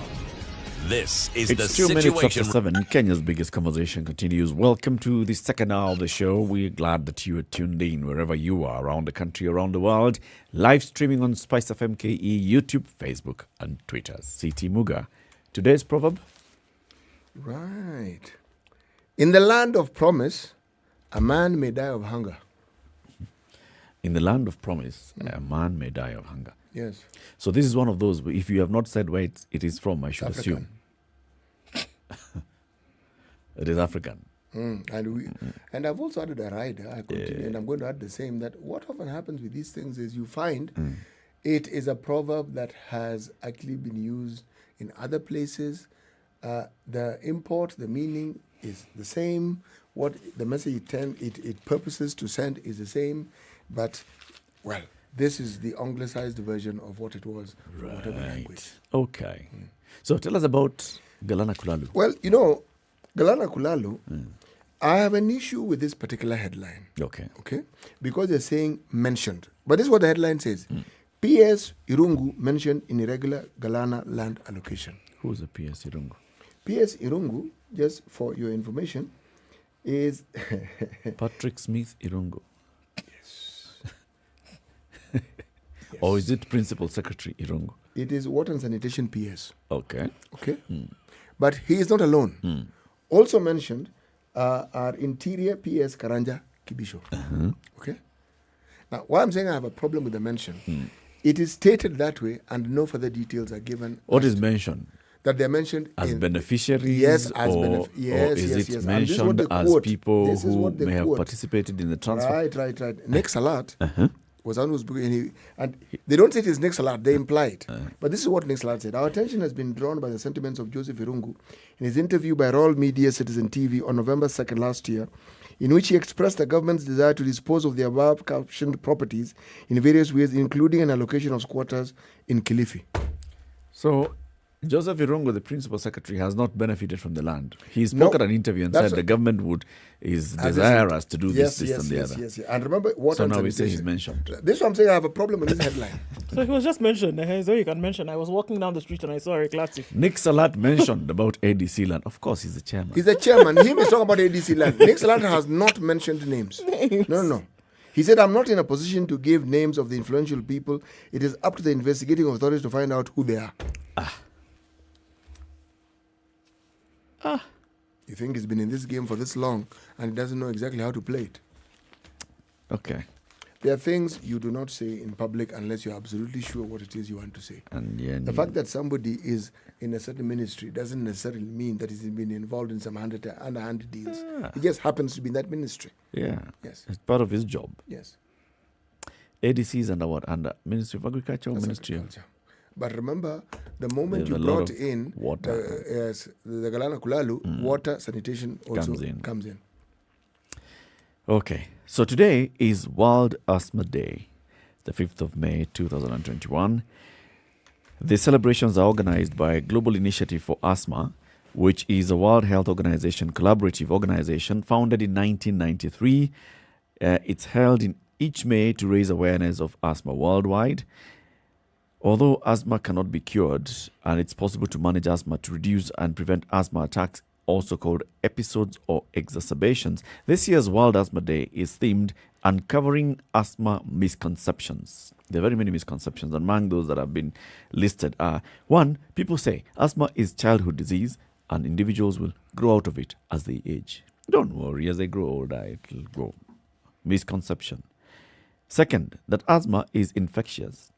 Third, that sufferers should not exercise. That because you have asthma, don't exercise. That it's only controllable with high-dose steroids. The truth is, according to this a Global Alliance on Asthma can occur at any age, in children, adolescents, adults, and even the elderly. You can get asthma. Asthma is not infectious, but with viral respiratory infections such as common cold and the flu, you can get asthma attacks. Or in children, asthma is frequently associated with allergy, but asthma which starts adulthood is less often allergic. When asthma is well controlled, the asthma subjects are able to exercise and can even perform top sport. Also, asthma is most often controllable with low-dose inhaled steroids. You don't have to go into lots of steroids. But there are very many people that you speak to today and they tell you, I know somebody who has asthma, or they tell you I'm asthmatic. I walk around with my inhaler. What the issues that would then arise are, number one, do we actually have a way of getting information and keeping statistics on asthma in the country? Do we know how many people have asthma? Do we know the kind of support that they require? Do we know the kind of support that they get from the government or from communities, or is there such programming in place? Let's bring in an expert on these matters. Dr. Josephine Muiro is a medical advisor with GlaxoSmithKline Pharmaceuticals Kenya, that's GSK. Dr. Josephine, good morning. Good morning, Eric. How are you doing? Very well, thank you. Welcome to the Situation Room. Happy World Asthma Day. Happy World Asthma Day to you too. Now, you are a medical doctor. Yes, I'm a medical doctor with the technical know-how, but I don't see patients on a regular day-to-day basis. Okay. So, as my title says, is generally medical advisor. Okay. Right? And today's, as you've well put it, today is uncovering asthma misconceptions. Right? So, this conversation that we're going to have, it's not, what the government is doing or what we are doing. It's focused mainly on the patients. Because the patients themselves or the general public are the ones who have a misconception of what asthma is. Right? So, for example, and I'm sure someone in the studio or even yourself, someone who has asthma. So what's the wildest thing that you've heard about asthma? Difficulty in breathing. And someone gets an asthma attack, and if they don't have the inhaler next to them, then things go south pretty fast. True. That does happen. But the misconception, what are the myths? Because this is uncovering the myths. What myths? The myths? Yes. Well, if something affects your breathing, you assume that it is lodged somewhere in your lungs. Yes. And, okay. And we know the function of the lungs. I thought we were taught in biology, I think, as earlier, I think, Form 1, and it has stuck. So I understand that. But the details of what else, whatever parts of our bodies that are also pertinent to the functions of breathing, if the lungs are affected, you assume those would also be affected. But then affected, what I don't understand is what affects them. What is it that causes this thing we're calling and what is it? Are there things that can exacerbate it? Are there things that can make it worse? And how does it even begin in the first place? Is it something that happens to you? Is it hereditary? Are you born, or are you just born with it? What is it? Okay. Another one of the myths that I've heard is that and I think quite often, I have an asthmatic sister, but then I knew it was not true. But one of the things that I've heard from a lot of people is that, asthma is caused by dust and cold, and that's the cause of asthma. One's a cold one. So, there are little bits of, the thing about myths, there are little bit of truths in it, right? But now it's just to get what is the actual truth. Right. So let's talk about, people thinking there's something lodged in your lungs. So yes, asthma is a disease that affects the, respiratory system. And you are not taught wrong in biology. the lungs are also involved, and the airways, whatever takes the air to the lungs is what is affected mainly. Okay? So what usually happens is if this person is susceptible to asthma, or the triggers being, examples, the cold, the dust. So those are not the causes of asthma. Those are the triggers, right? So So if this person is exposed to, whether it's the pollutants, whether it's any exhaust fumes, whether they are working in a farm that they're dealing with fertilizer, so that causes irritation to the airways. And when that happens, the airways inflame. They get swollen. Okay? So when they get swollen, and they can also have, extra mucus, that's when, when something gets swollen, if it's a tube, if it's a pipe, if you fill it up, if the walls start getting smaller, then definitely you'll be unable, there's restriction in the airflow, in the airways, right? So hence why you have the difficulty in breathing. So about the causes so that's of a asthma. trigger. Yeah. Yes, now let's talk about the causes. So the causes. The causes are not well known, unfortunately. However, they say it's a combination of ideally risk factors, one, and then it's probably combination of environmental, so what is out here, and also inherited, so the genetic factors. So could be a combination of the two. Hence why, your sister has asthma and you don't have asthma. But if you look carefully, there's someone somewhere who had some genetic factors. So there'll be a history of asthma somewhere. A history of asthma or history of allergy. Okay. How do you distinguish it? I mean, how do you tell that this person has an allergy and this person has asthma? How do you actually tell the difference? There are people who constantly seem to be blowing their noses and sniffling. So if someone is constantly sniffling, they don't like cold environment. Do we say that they have asthma? Somebody who's always complaining about dust, or they're complaining about the cold? So it's distinguishable. Okay. So there are those with allergy.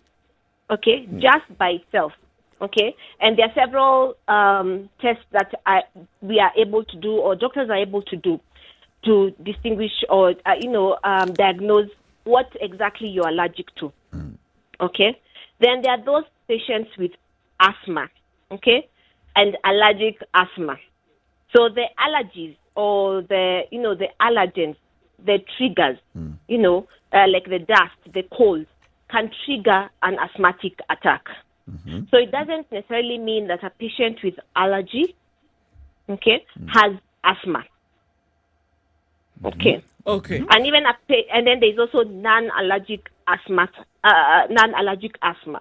So this is asthma that is not related to any allergens whatsoever. Okay. So can we say then that the person with asthma is the one whose airways are predisposed to becoming inflamed and narrow, hence constricting breathing? Yes. So now, even for a patient with asthma, right? And a patient who suspects they have asthma, or even if you're a caregiver and your child, you suspect this child is having issues breathing, then it's seek healthcare, go to your doctor. They will be able to do the history taking, right? They'll be able to do the physical exam, okay? And probably also send this person for lung tests. Okay? There are some breathing tests that are available, okay? So when they do the lung test is when now you can come up with a diagnosis, a firm diagnosis of asthma. Yes. So what are these inhalers? What do inhalers do? What are they? Okay, so there are different types of inhalers. Okay, but mainly the ones that are used for asthma. They are either the long-term control medications. Okay, and these ones help keep the swelling, the inflammation under control. So once that is under control, then that means the asthma attacks become less. So the exacerbations decrease. Okay? So you find that patients are told to continuously take the medication.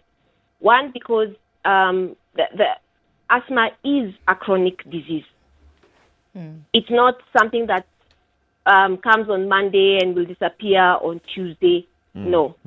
It's a chronic disease. Just the way you'd look at hypertension, just the way you'd look at blood pressure disease, asthma is a chronic disease. So patients need to continuously take that medication. One of those is the long-term control medication. I'm sure that now that's when Eric had mentioned the steroids, right? So that's part of it, okay, to control the inflammation. Then we have the relievers, okay, and their work at this point is just sort of rescue medication, okay. So when this person is having an asthmatic attack, they usually grab their rescue medication, so that they can quickly, so the airways can quickly relax, and then the air is able to go through, and hence stop or sort of decrease the severity of the asthma attack. Again, on this matter of inhalers, you said that is the one thing they do. But is it just that, or do you have inhalers that also perhaps perform other functions? No, ideally that's what they do. So irrespective of whatever name they are given, that is primarily what they all do. Exactly. And it's dependent on, it comes in very many devices, dependent on manufacturers, one of them. But mainly, it's either they are long-acting, they are there for long-term control, or they are the relievers, one of the two. And is it the same for children as well as for adults? Yes, definitely. It is. Same dosage. So for the children as well. So no, it's not the same dosage. Okay, that's the other thing. So the goal of treatment for any patient is to get them to have their asthma under control, and under the minimum effective dose. So the first misconception that you're saying that people assume that you have to be continuously on high dose therapy. No, patients' treatment is very individualized. So whatever will control Eric is not what will control Josephine, is not what will control Peter, it's not what will control anyone else, right? So it's very individualized. So the doctor, these conversations need to continue. They need to keep on assessing the asthma control in this patient, in patient A, and get it to a level. If it's under control under X dose, then keep it to that minimum X dose. Then keep on reviewing and assessing this patient. But the patient, again, will continuously be on treatment. If someone can't afford inhalers, what are the options? What other options are there? Do you have tablets? Do you have syrups? Or some concoction. Or some injection of some sort. I mean, you can just do sugar, lemon, honey, whatever. What exists and what else can one do? Eric, you sound like those people who used to go to hospital and say you won't leave the hospital until you're injected. Yes, the Eric who spoke of the injection is actually called C.T. Muga. It's an older version of this other Eric. Yes. Sorry, so, Muga, yes, how are you? No, we like appearing in two forms. It's quite something The only to thing watch. that will ensure that where the same person is, we all wear glasses. So, and when you smile, you can see our teeth. So there are different medications. However, what is advocated for in the treatment guidelines, okay, is actually inhalers. Because you find that all these others, whether it's oral tablets, okay, means that you'll have to take oral steroids. Okay, those are not going to be safe. They have several other side effects. Okay, so why not have an inhaler, right, which is going to act faster? Because you can imagine patient A has an inhaler, patient B has the oral steroid. Now, they both get an attack. or they are, on asthma control, right? So this patient who swallows this medication, patient B, versus patient A who takes the inhaler medication, right? They will most likely have, the one who takes the patient B, for it to act may take about 30 minutes, right? Patient A, 5 minutes, and they are good to go. They are fine. All right. So what about alternative methods of treatment? Because I'm walking into my sister's house and there's a diffuser on with eucalyptus oil and basil. I don't know what smells like an apothecary all the time, but it seems that there are now alternative treatments that have been introduced, especially as the world goes towards this herbal, kind of. Do those work? Because she would say that, I feel things are looser. I feel relief in my chest. And then I wouldn't have to use my inhaler as much. Does that work, or is it advocated for? So now, let's just take a perfect example. If you have a flu, okay, and you're feeling blocked up, and you steam, and put your menthol and whatnot, inside there, do you feel better? You feel better, yes. Yeah. Yes, you do feel better. Oh, yeah. But that doesn't take away the fact that you'll have to still take your other medication. It relieves the blockage, it helps you. But for your sister, she shouldn't stop her inhaler medication. She'll find that probably, she'll not use her reliever medication as often as, But it doesn't take away the fact that she has to still be on her long-term medication. She'll probably be on a lower dose, but she should be on her medication consistently. And that's the issue. That's the other misconception that we have found, that patients assume that once they have had their wheeze or their cough, and they take their inhaler, that disappears. That means the disease has disappeared. That's not the case. That's not the case. Can you move along levels of asthma? Because we see that, there's severe persistence, then there's mild asthma, there's moderate asthma. Yeah. Can you move along the levels as you progress? Now, take this patient A, who doesn't use their medication as regularly as, okay? So you could have started off as mild asthma, and then the next, and you have an exacerbation. By the time the doctor is seeing you, you could have moved up level to probably a moderate asthma, okay? So the ideal is you continuously take your medication at whatever level you are, whether you first showed up to the hospital with, moderate asthma, okay? You take your medication, it's under control, okay? Your quality of life should remain as normal as anyone else who does not have asthma. Okay? So the underlying statement is adherence and, compliance to their medication. To the medication. Okay. So asthma patients who got sick with COVID must have had a hell of a time because breathing normally was a problem. And then now those who would have gotten COVID, it would have been terrible. So, just looking at world statistics, looking at things that, would we see that those who were asthmatic and then got COVID and then recovered, would the situation have been, would their condition have been worse after having survived COVID with asthma? Okay, not that I'm an expert in the COVID area. Sure, but yes, I had to state that first.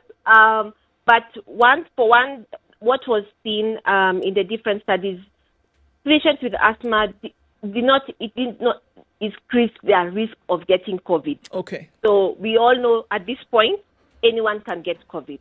Okay. It also did not predict whether they are going to get the severer form or, the milder form again, right? But we know that COVID affects the lungs. Okay? So you already have this person who has issues with the lungs. Okay? Then they go through the COVID phase and unfortunately get out of it.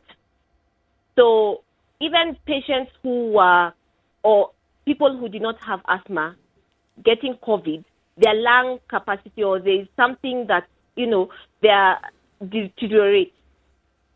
So even with this patient with asthma, definitely there's something that would change.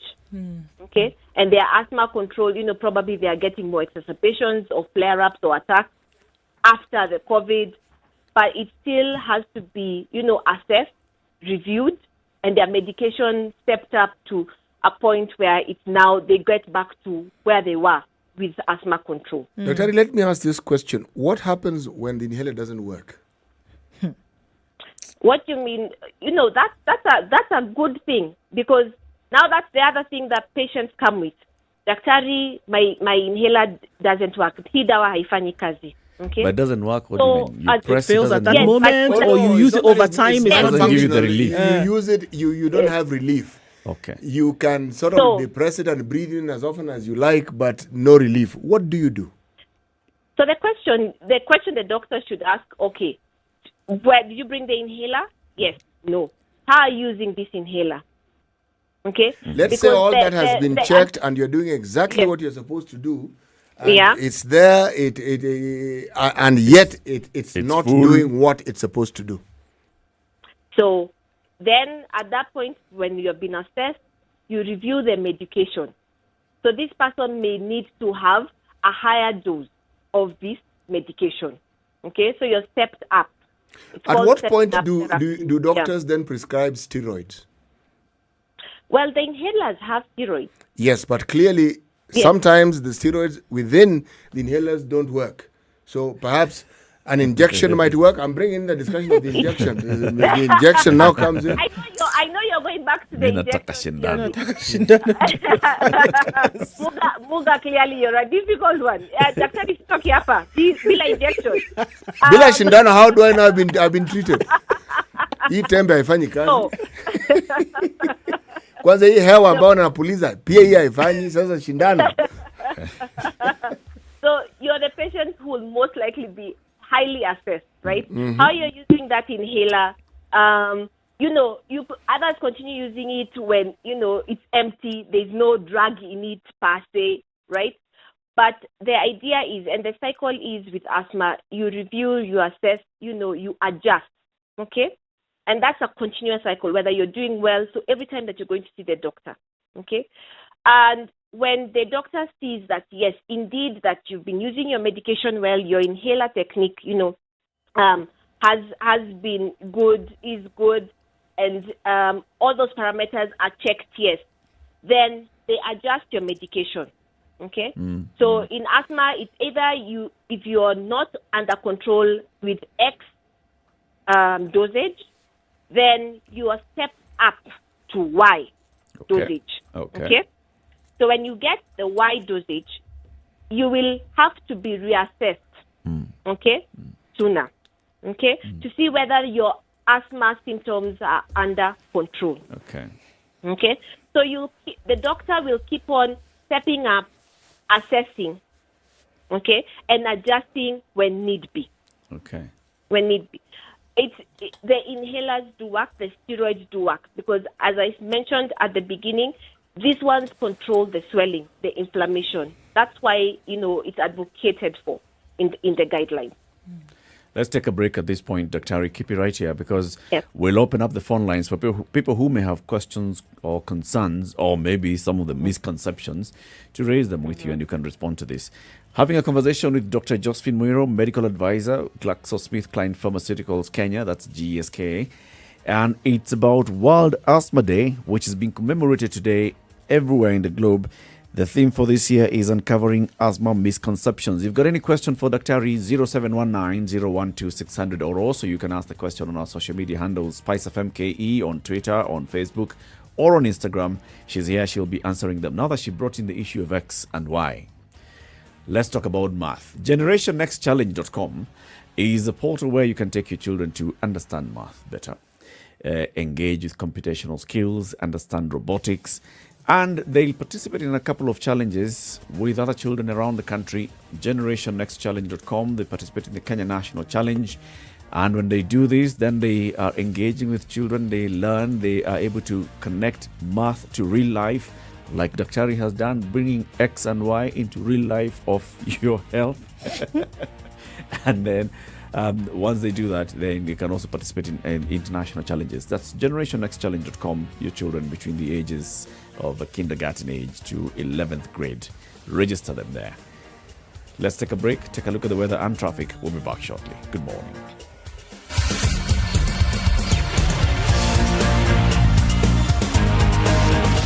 "24/7 around the world, non-stop. This is Spice FM.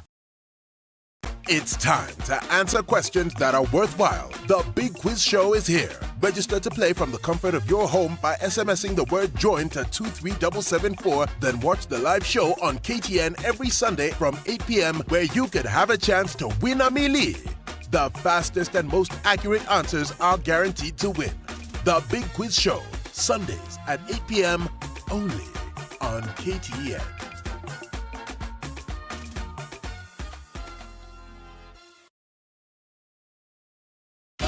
24/7 around the world, non-stop. This is Spice FM.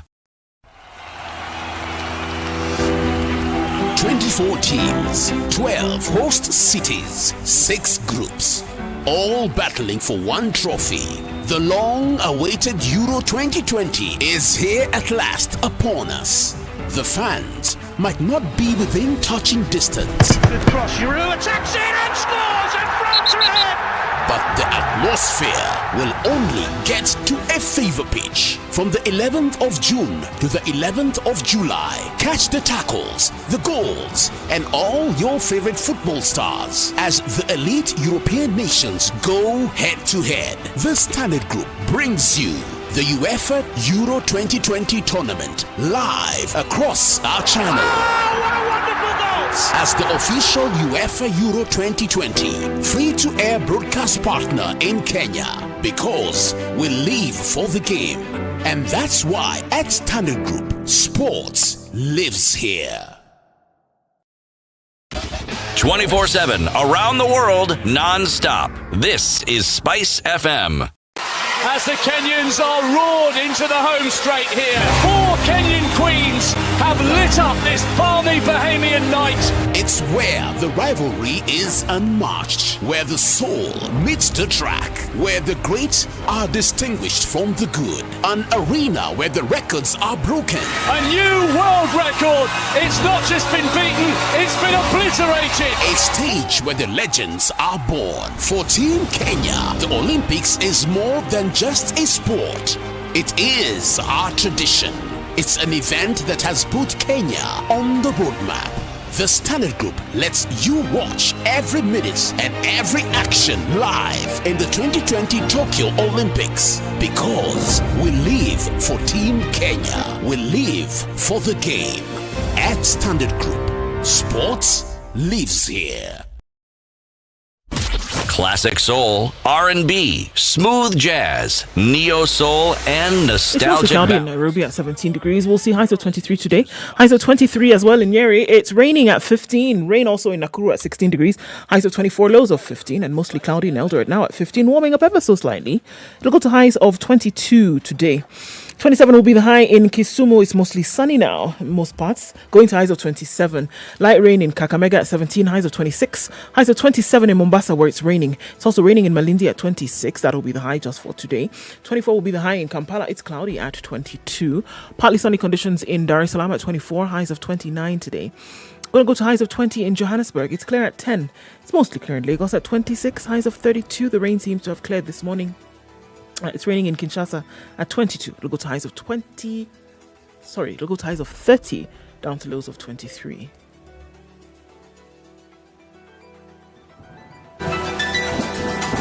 Sugar and spice and everything nice. Everything nice. Spice up your life. Traffic. Okay, so folks wanted to use the road via Kiangombe to town, and then boom, traffic. Everybody's using that route, and everybody is avoiding the other part. Not happening. ICD route, rather, is looking pretty good towards the Southern Bypass. That's not too much of an issue today. Southern Bypass looking pretty good as well. There's a little bit of traffic just at the entrance, but that seems to have dissipated. The Lekoni interchange then onto Mombasa Road also is jam-packed, but not too terribly. Mombasa Road at that interchange is where we're going to have problems today, and it looks like it has already begun and it's coming in hot and heavy. All right, where else is it? Ngara, coming off of Thika Road, traffic is thumping. If you can avoid it, use Wangari Maathai Road. It's going to be a better option for you getting into the city. Coming out of Westlands, not looking too bad right now. Into the CBD, that whole Uhuru Highway stretch from the roundabout through to Westlands is going to be moving slow for some time now. And we also remember we got to go from in Mombasa Road, we have to go to Bagavi Way, or we have to go Aerodrome via Langata Road. Use that option. Okay, talk to us if you need to. SpiceFM KE on Twitter. Text on 40127. It's like to get crazy in a very short while, so let's keep saying and share as much info as we can.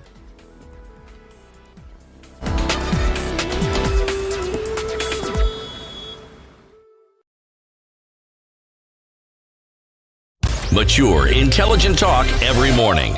Spice up yourself.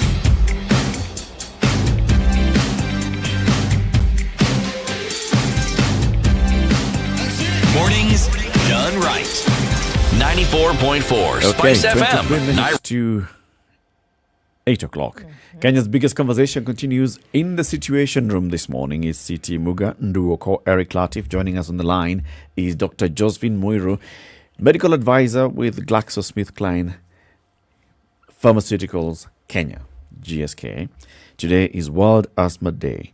The theme for this year's celebration is uncovering asthma misconceptions, and that's what we're doing with Dr. Muiru. We'd like you to call in 0719-012-600, or also you can ask your questions or comments on SpiceFM KE on YouTube, on Facebook, on Twitter. We'll pass on the messages to Dr. Muiru. Daktari, a couple of questions that I have. I'll ask two. One, do you outgrow asthma? And number two, is it seasonal? Like, are there bad seasons, good seasons? When it's hot, you're okay. When there's pollen, you are a high risk. When it's really cold in July, then Kenyans who have asthma are then also having a difficult time. Okay, so the first one about outgrowing symptoms. You cannot outgrow asthma. Okay, so the asthma symptoms, and this is going to probably also touch on the second question, right? Asthma symptoms are variable from time to time, okay? Depending on what your trigger is. So, of course, if it's cold, July, June are hell for you, okay? If you're one person who, when it's flowering, when there's a lot of pollen in the air, of course, the exacerbations, you're the one who'll be more prone to attacks. Okay. Ideally, as I mentioned previously in the first session, asthma is a chronic condition.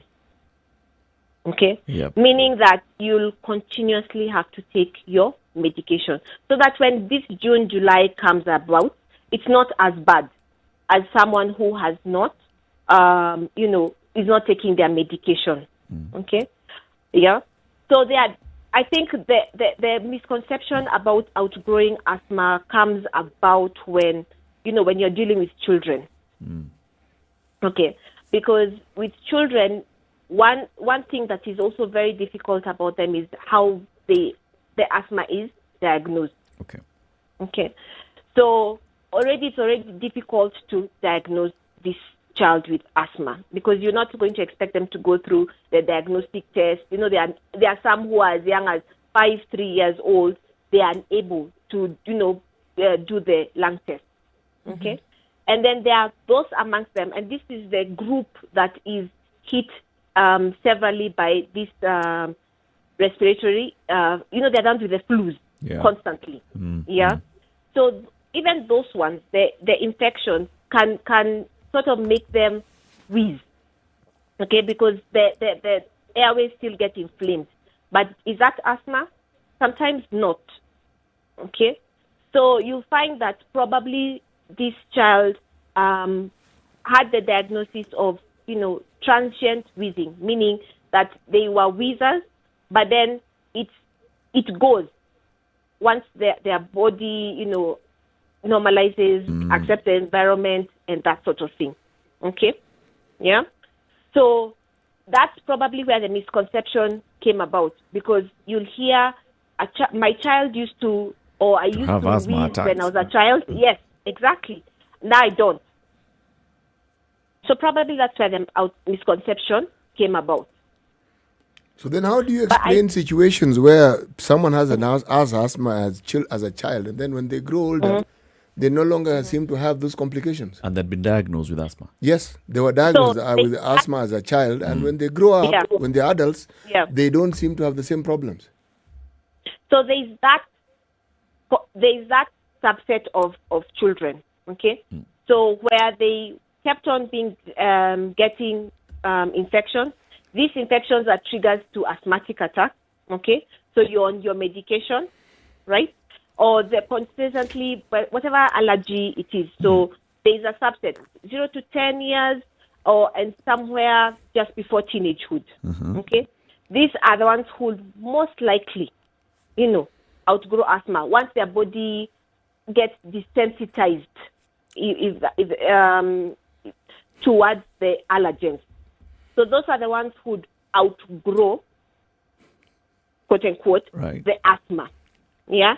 But if you get it, closer to adult onset, teenage years and above, okay, you are most likely not to outgrow your asthma. So that's why that's where the misconception came about. So if I understand you correctly, Daktari, what you are saying is that if you manage this condition well over time, then you can get to a point and you know exactly what the triggers are and you avoid these.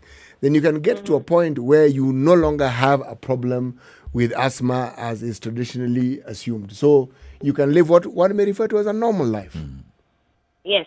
Without the need for constant medication. No. So one of the ways to avoid the trigger, to control your asthma is identifying, okay, and knowing your triggers, okay. So if your trigger is environmental, how easy is it for someone to avoid going outside, Muga? How easy is it? It's not easy. It's not easy. It's not. Definitely it's not easy.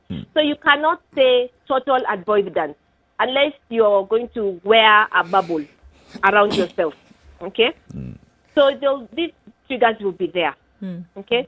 So you need to, but you basically can manage them. So, for example, you know that you're cold, and so you make sure that you're not cold, you're regularly warm. You're not exposing, you're not exposing yourself to those.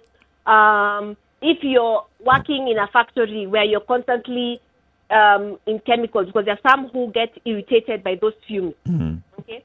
Find a way to, to not, or get another job where you're not in contact with this. Yep. That is keeping on irritating you. However, it still doesn't take away the underlying issue that asthma is a chronic disease.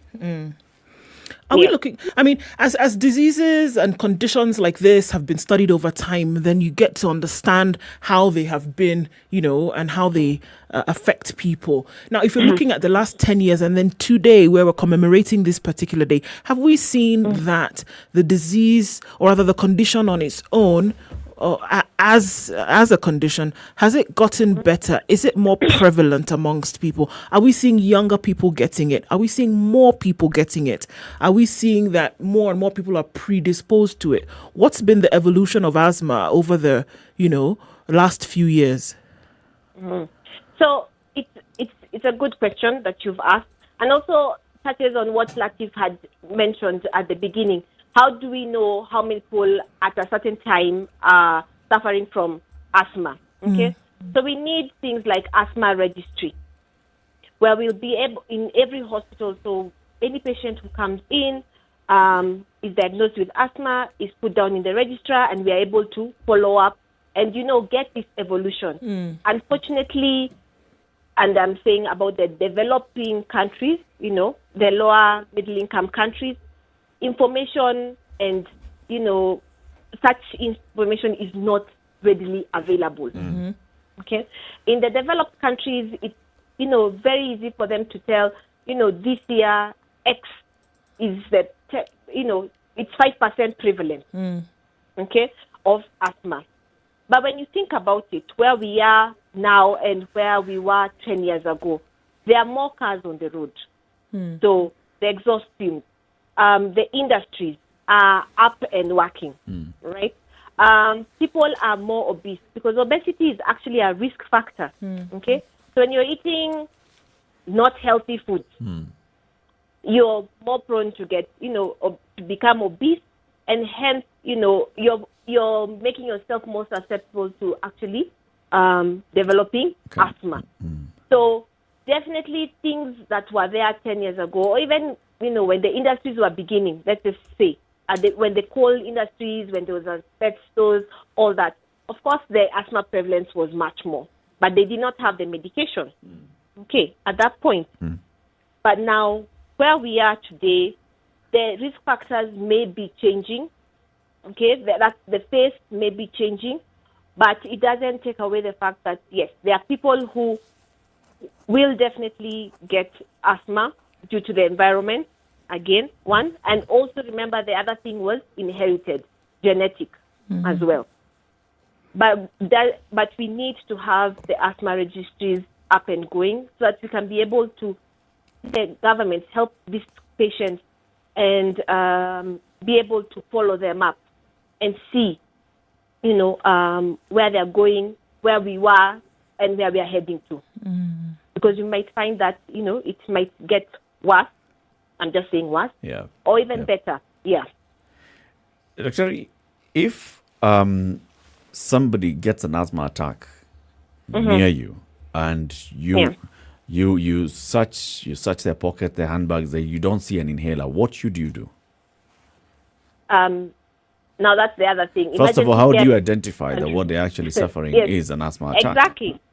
Exactly. Because it looks like someone who has choked or someone who has just gotten, cannot breathe generally. Yeah. Because it generally cannot breathe. Okay. And probably, I think it was as recent as probably last year. I think my friend also got into that situation. Okay. The best thing is that they are healthcare professionals. Okay. So this person fell on the street, had just left hospital and had the hospital card. That was the benefit grace. or the advantage at that point. That was a saving grace. Other than that, if someone fell on the road and starts having issues breathing, especially in this setup for pandemic, the first thing people will do is flee. Yep. And just watch and wait. And that watching and waiting, this person will most likely die, right? So it's a very tricky situation, dicey situation, seeing that we don't have emergency protocols. Very few people actually know first aid. So someone collapsing in front of a healthcare professional, even I, as a doctor, the first thing I would probably do as a human would be like, take off. Wait. Take off first, and then you're like, oh, wait. I think I may be able to help this person. Yeah. So what should you do? So if they have, because most people, and that's why they are actually told, walk around with your reliever. Okay. For that quick action. So patients need to be walking around. If you're asthmatic, leave alone the long-term control, the reliever medication that but Daktari comes in handy. Yes. So I don't have asthma. I am with Eric, and he has breathing problems. I don't know what is going on, but at that point, his breathing is restricted. What do I do at that point? Check. It's usually the ABCs. Check the airway. Maybe he choked on something. He choked on the gum he was chewing. If you're able to clear off the airway, then, you remove the gum. That's easy because that way, he'll be okay in a few. He'll recover in a few. Okay. The other thing is breathing. Okay. So if you see this patient is turning blue, try as much as possible. That nose, mouth to, Blue where? Yes. Blue. Yes. Yeah. Blue when you're black, like some of us, is hard. Right? So what's the color preference for black people? Is it purple perhaps? Blue black. But you see around the, either the tongue, the fingertips. Yes. Yeah, not some of us you can't tell whether we are blue or whether black. Originally, yes, originally, yeah. So you do the mouth to mouth, okay, and also the C is the circulation. Make sure you're doing the chest compressions. So that emergency care. Unfortunately, very few people are actually trained. Okay. In the developed countries, you can find a first aid kit somewhere at the bus station. Yeah. I think for some. Yeah. Here, when was the last time you saw a first aid kit? So now, answering that question, so what do I do then? Okay, I have not gone through that first aid training. Yes. Person has collapsed. Call for help. Call for help. Okay. Call for help. So do you administer the inhaler if they have it? If they have it on their person, yes, and they have this problem, do you then help to administer? Yes, Okay. yes, you do. Yes, you do. Okay. Yeah. Well, thank you very much, Dr. for joining us today, for speaking to us, and for helping shed light on asthma and uncovering those misconceptions. Thank you. Thank you for having me as well. Thank you so much. Have a good day. You too. Dr. Josephine Muiro, medical advisor, GlaxoSmithKline Pharmaceuticals, Kenya, GSK, has been talking to us today, being World Asthma Day. And let's take a break at this point. Conversations continue right here on SpiceFM. This is Kenya's biggest conversation, broadcasting 94.4 Nairobi, 87.9 in Mombasa, 102.5 in Kisumu. Nakuru is 96.0, 96.7 in Eldoret, Nyeri 90.9, Malindi is 97.7. Wherever you are, we are glad that you're tuned in. Good morning.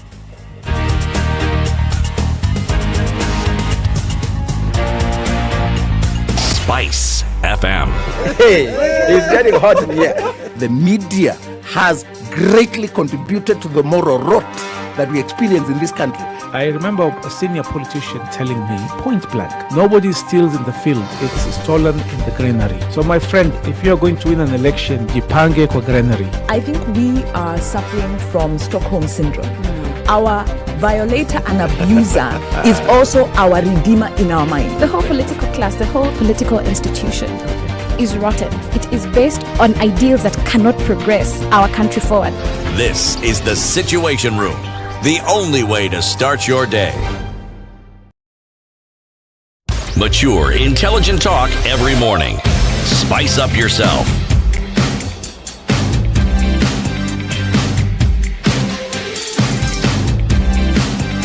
Mornings done right. 94. Conversation continues. So, World Asthma Day, and there are very many people who live with asthma.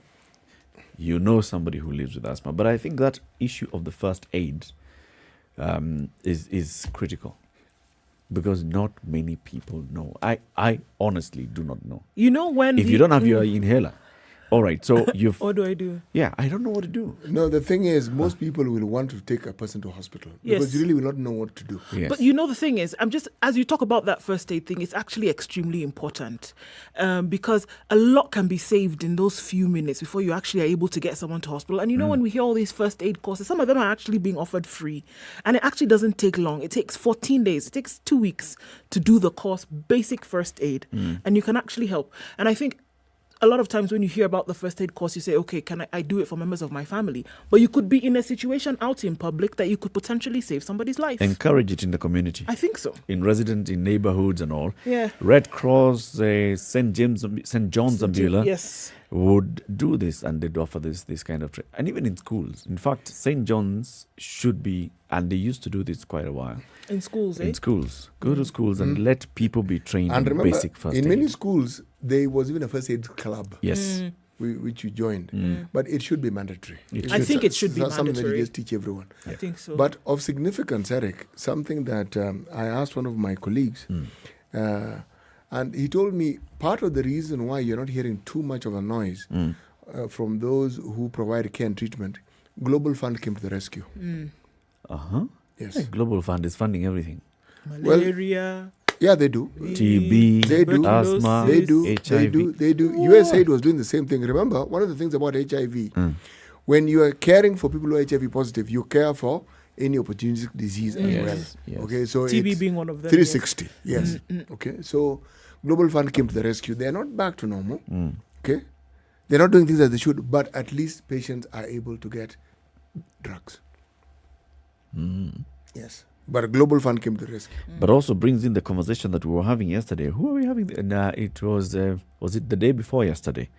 When we were talking to the economist, and he said, look, one of our biggest issues is that our healthcare system, for example, is almost 100% dependent on external funding. It's donor reliance. Yes. And it's donor reliant. So the moment that is interrupted just a little bit, you're left exposed.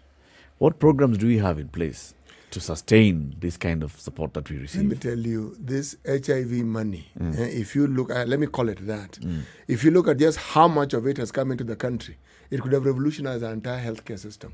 Completely. Yes, because, as I said, ARVs don't just come with ARVs alone. They come with malarial medication. They come with all sorts of things. Now, as you say correctly, that reliant, it was institutionalized. So we like, just sit back, let the money come, let the money go. Let the money come, let it go. Eric, don't you remember the drama that was around the blood donation services? Yep. Again, because those donor funding, people sat back.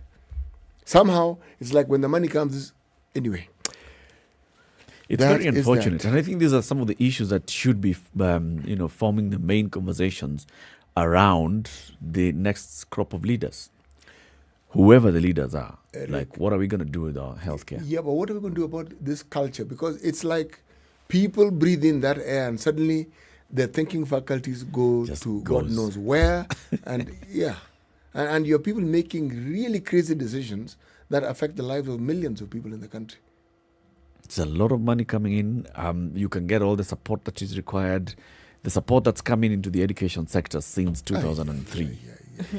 The support that's coming into the healthcare system for the last 30 years or so. The support that's coming, even agriculture and agriculture research. And you know something, Eric? It's externally Some funded. of these things, many of these things are grants. No one is asking you to pay. Yes. Nope. But the mindset seems to be, so long as it's money and it arrives in the country, my friend, it's fair game. Yep. Every which way must be sought to find how it can be stolen. Very, very, very unfortunate that we get to such situations. Keep it right here. In the next hour, we want to talk about the plight of workers in Nairobi's industrial area. The Open Institute has been doing a study and has gone round and found out a number of things. Spoke to almost 1,000 people who work in Nairobi's industrial area. And they were asking them a couple of questions. We'll be finding out what those questions are. And then the findings. What is it that's going on in the industrial area? Are people getting well paid, well remunerated for the work that they do? Are people getting the right job for the right skill? Are people getting the support that they require? Do you get all the benefits that you need? For example, workman compensation and all those other insurance. You require insurance if you're working in some industries. Do you actually get that covered? All those are many questions that we'll be asking to the next hour. Keep it right here. We'll be speaking with the Executive Director of Open Institute, Al Kaggs, and another guest. It's now 8 a.m. Good morning.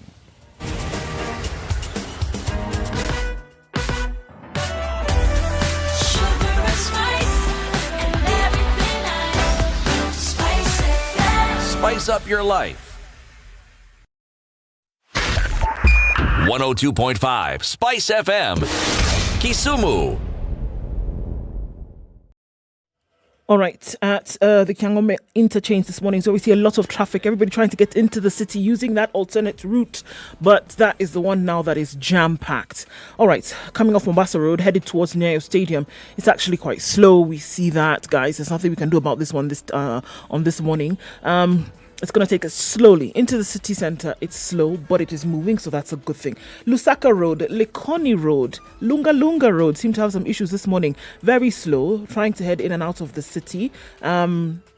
Looking good coming out of Westlands. The bypasses, Eastern, Southern, Northern bypass, Red Hill bypass coming out of Westlands. That also will provide you some good help. And on Thika Road, the service lanes doing pretty good as well. That's what you want to use. So the bypasses outside of the city and the service lanes on your major highways, except for Mombasa Road, of course, because there are none at the moment. But Thika Road, that will help you out there. All right, let's take a look in a short while and see how things have changed. You have any good advice in terms of help, alternate routes that folks can use this morning? Please don't hesitate to share. SpiceFM KE on Twitter. Text on 40127.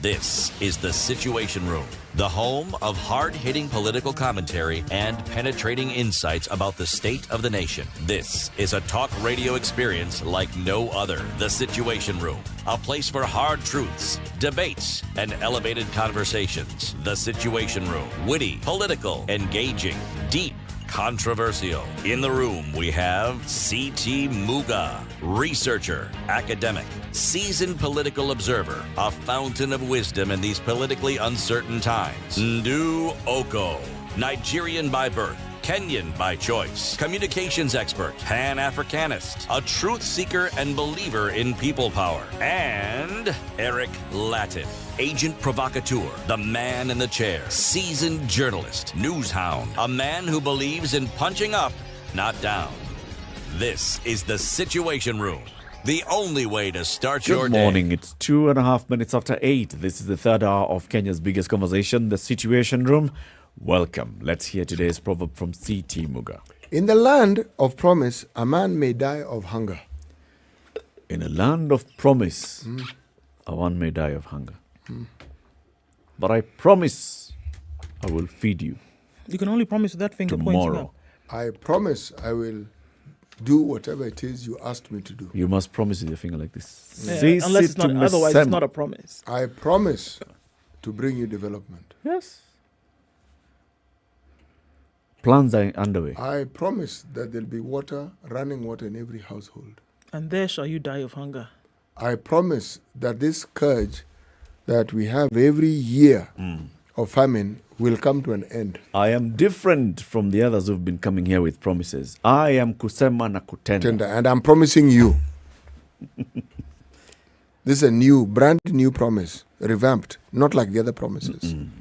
This time we have learned from our mistakes. Yes. And the promise has now been rejigged. Yes. And we have the interest of the common person at heart, and we intend to fulfill the promises we have made. Yes. And I repeat, therein do we die of hunger. Yes. And these promises are not like the other promises which we did not fulfill. These are new promises which we intend to fulfill. Now you keep reviewing. You're getting closer. Be optimistic. Getting closer. I am optimistic. We are farther from Egypt and closer to Canaan. Yes, and then you get to the fringes of Canaan, and then you go back again. And 40 years down the line, you're still in the wilderness. Still tapping laps. Literally. Yes. Let's talk about the plight of workers in Nairobi's industrial area. We'll have a conversation with two gentlemen. One of them is Martin Wairegi. Martin is an engineer, a graduate of the University of Nairobi. And Al Kags is the executive director of the Open Institute. Now, what they've been running is something called the Decent Work Initiative, which, according to a conversation that we'll have with them, was initiated by Wairegi's own personal experience with getting work, graduating, engineer, gets work at industrial area as an assembly line worker, where he worked to produce bottle caps for a beverage company. Then he basically just took to Twitter and highlighted the plight of factory workers through his first-hand experience. On this viral Twitter thread, he exposed the working conditions, the long hours, the little pay for what he described as back-breaking work. This got the attention of Al Kags and his team at the Open Institute, and they decided, okay, wait, maybe there's something we can actually pick up from here. And this is about this kind of information. Can we collect data? Can we use this data to influence a lot of other things? But let's hear it from the horses' mouths. Good morning, horses. Al Kags and Martin Wairegi. Good morning. How are you? Very well. Thank you very much for joining us in the Situation Room, and welcome. Thank you very much.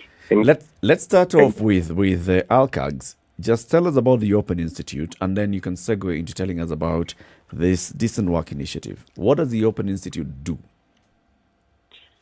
So in very simple terms, the Open Institute is a non-profit, and what we do is that we do two things.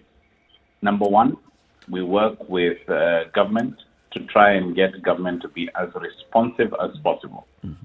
Number two, we work with citizens to listen to what government is saying, but also to tell government what it's saying. In other words, we work to promote active citizenship. Okay. So when we saw Martin Wairegi's tweet, that for us is an example of active citizenship, where a citizen actually experiences something and then says, I have to do something about this, or I have to say something about this. Okay. And so what Martin did is that he posted a tweet that was so important, because he basically broke down in very granular terms what the experience of workers in industrial area is. And we said, well, there should be data. How do we know? How does government know? How do other organizations know that that was not an isolated case, but that is the actual situation that is happening to workers across the board, which is why we linked up with Martin and his friends, and we work together to collect data in industrial area from other workers, so that then that data is then accessible to you and to everybody else, so that hopefully the people who are supposed to protect the rights of workers can get on their horse and start to do the work. So what kind of data were you collecting? Is it the kind of job opportunities available? When you say working conditions, what is working condition? Is it the time that you're required to report to work, the length of time you work, the food that you're given, the access to food, access to transport? What kind of data were you collecting? So the kind of data that we're collecting is everything relating to what it takes to have a job. So what kind of a job do you have? When you do have that job, what are the conditions that you have that job in? How is your pay? How long do you work? Do you have protective equipment? Because the majority of these jobs are manufacturing jobs. Do you have protective equipment? Do you have insurance, just in case a machine cuts off your hand? Do you have, how much are you paid at the end of it? Are you paid per day, or are you paid per week, or are you paid per month?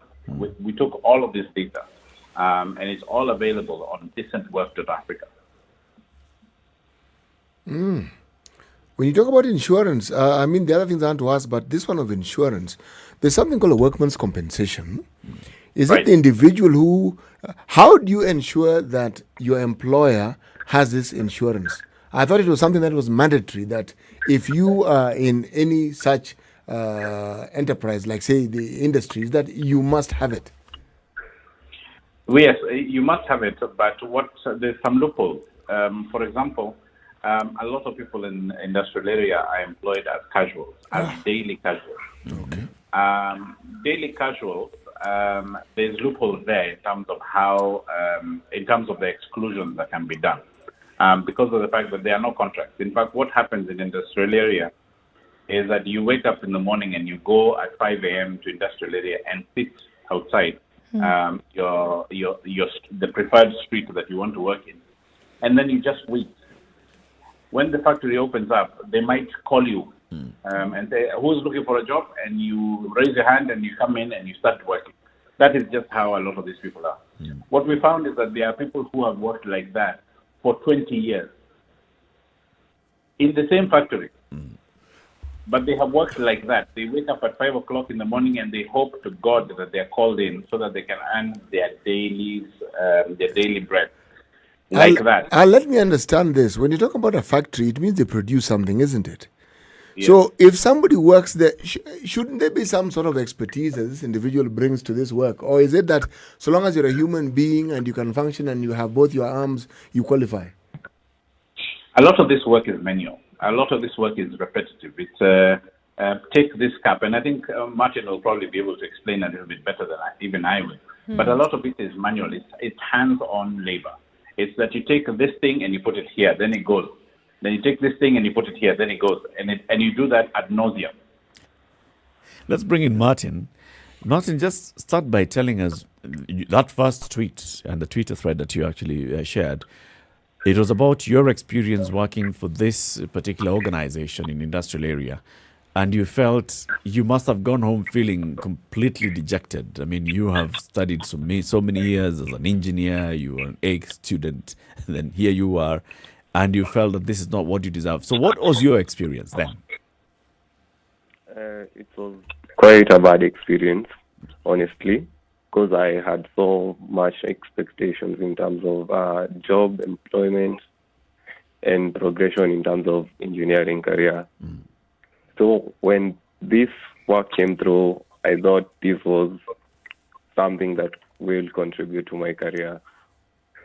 That it was something that was heartbreaking, that even after having that job, you can just give up with the engineering path and start something else. So what is it? What did you go through? What did you write in that first Twitter thread that caught the attention of Alcags? I think it's quite detailed on the tweet. It started back from where I got the job. The job was referred to me from my school, that's University of Nairobi. I was sent a mail to send my CV. In terms of qualification, I was required to have a degree to do that job. We were a few of us who applied for the job. I remember my classmates also had the same interview, and I think we were two that we got the job. So when I got the job, we were discussing terms, and that's where the complications came through. Because the working conditions, they tell you have to work a 9-hour shift or 10-hour shift, and when you're changing a shift, you have to work for about 9 hours. Then you add 6 hours so that you can come out in the morning, not morning, at noon, so that someone else picks up from the afternoon and you can have the next day off. When it comes in terms of payments, it's kind of dodgy, because at first they tell you a certain amount. Then the next day they tell you another amount, but at the time you sign the contract, it's a different amount. So you have already committed to something, but it's changing every day. And at the end of the day, you can't come out of it. So Martin, when you signed this contract, what kind of work did you know that you were going to do? And then what kind of work did you end up doing? From the job description, the work was described as operating an automatic machinery and just basic maintenance of a machine, which is not bad for someone who has done engineering. You can get the experience of maintaining machines. But when you get to the ground, you get its manual labor, where you are packing up bottle tops, and after packing up, you have to take them to storage. You have to use a lot of energy. Nothing to do with skill. It's just basic manual labor that requires nothing to do with engineering. Was the machine there? Because you signed up for operating automatic machinery. So when you got to start working, was the machine there? So what were you doing, packing the bottle tops? Was that using the machine or was that using your hands? Okay. The machine is there, but the bottle tops won't pack automatically. Okay. They are coming out, you're packing them in cartons and cartons and cartons, like 120 cartons in a night. So the machine is there, it's automated. That's the problem, actually, because it's automated. You have to keep going. You can stop all night. Maybe a 10-15 minute break, but you have to keep going because it's automatic. Someone else is feeding the metal sheet on the other end, and you have the person who in the far end who is supposed to pack the bottle. Martin, there's something I want to understand. When you said you mentioned you had expectations. When you pursued this particular qualification and then eventually got it, what exactly were you expecting in terms of what you would do, and what in terms of pay? What were you expecting you would be paid, and what is it that you actually received? Because clearly there is a disconnect here. Yeah. There's a disconnect because when we are out of campus, we expect that you'll get a graduate trainee job, or you get a job which is it's not well paying. Maybe it's paying around 50,000, 60,000 that will get you to the next step. Maybe you work for 6 months to 1 year, then you get to the next step with experience. But for this job, the pay was really low, and it's different because there's no skill that you are earning from this job. It's something that eats you up. It takes all of yours, and at the end, you can't progress career-wise.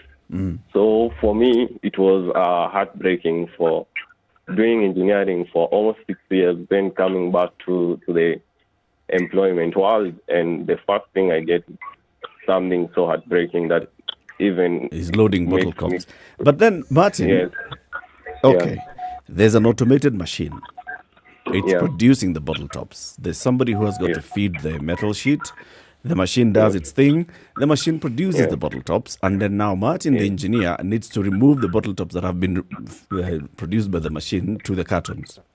Isn't that gaining experience, really? Like you get, as an engineer, you're able to see this is the input, this is the output, this is the efficiency of the machine. Don't you think that would be like, somebody can argue that's a beginning point? To be honest, there's no time to look at the system. You don't even know how the system works, because if you slack like 1 second, the bottle tops are falling off. And it's the whole night. So that means you have no time to look at the system. Even if it's engineering, it's an engineering system, there's no time to do that. You'll keep doing just packing the bottle tops. But were there people within that particular establishment who actually looked at the system? Yes, there's one guy who goes around. If anything goes wrong, you call him. But most of the time, I realized when these machines broke down, the same workers knows how to work around with it. There's supposed to be no breakdown time. The machine is supposed to be running 24 hours, maybe a 10-15-minute break, which is alternating. You can't just leave the machine not working. Okay. So for this, clearly it was repetitive work over and over again. What were you earning for this kind of work? And because you were not the only one, there were very many people, and I'm just trying to think of other companies that did the same type of work. So here you are with a university degree, thinking your expectation was something totally different from what the reality turned out to be. What were you putting in your pocket? And I know you said it was not regular. It was a different price every now and then, but what would be your average earning per day for this kind of work? Okay, they offered me to pay me for monthly, in terms of monthly, so they told me 30,000, that's gross salary. For me, the salary was not a bit bad. I was okay with it because I was more of getting experience and getting to the next step. But averagely, that's a good salary when it comes to industrial area, because when you go around and ask around, you realize that most of these workers earn below 10,000, which is way low. When you break it down to daily pay, it's even less than 500, which is casual workers get paid 500. So when you get these guys who get paid in monthly, you find out like watchman for these industries, they get less than 10,000, which is way less, even for the casual workers. Okay. In the kind of work that you were doing, I'm sure there were other people in your shift and in other shifts. Were they all engineers such as yourself, or were there some who were untrained or unskilled, so to speak? Okay, most of them, they have experience. They have worked there for 5, 6, 7 years. I met this guy who told me he was in University of Nairobi. he has been there for 6 years doing the same work, and he can get out. He has a family. Yeah. He has to commit. He can just quit a job and just say, I'll look for another one. And you have a family that you need to feed. That depends on you. So, yeah, that depends on you. So this guy told me if he had, and he was wise before, like in the first year, he would have gotten out. But he's already 6 years in. He has a family, and it's we have a pandemic, and he can just get out. Just told me if you can do other things. You can just stay here. He gave me advice and told me if you can just get out, you just get out. Let me ask this question. When you were studying a 6-year course, there must have been periods when you went for some practicum, isn't it? Yeah. All right. Now, in the factories that you went to, or the institutions you went to, what sort of practical work was expected of you as a student? What did they introduce you to? What did they inculcate in your training? Okay, for the internship that I went, they were fairly good companies. I went to ABL. So they integrate your engineering skills in terms of management and technical skills. You have to do different. It's a well thought out program, but you have to get involved in terms of the engineering part of management and the technical part. So for maybe a month, you do the management part. For 2 months, you do the practical part, where you have to be in the machines and actually doing the technical work in terms of repairs, maintenance, in terms of spares management. It's a whole different experience when it comes to this company like ABL. It's a very, very good company. Gives you good experience in terms of engineering. But when you go to the industrial area, it's a whole different experience because they don't even look at your skill. They don't ask you, what are you skilled at?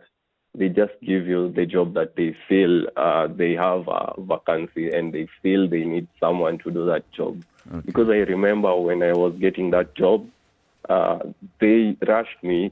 They're telling me, you need to report to this job. We are having losses. We are undergoing. We are short staff. Yeah. You have to come. You need to move in. Yeah. You need to move. Like quick. They've been telling me you have to move out to work from where you live because it's too far. You need, for this job, you need to be somewhere a bit closer so that you can commit like a lot more time. Hours. A lot of more time. Yeah. Let's take a break and then we continue the conversation. We are talking and having a conversation with Martin Oiregi. He is an engineering graduate of the University of Nairobi who's giving his experience with getting a job and, working within industrial area. He went onto Twitter, posted a Twitter thread with his frustrations and his experience of what he has gone through getting a job and the kind of work that he has had to do.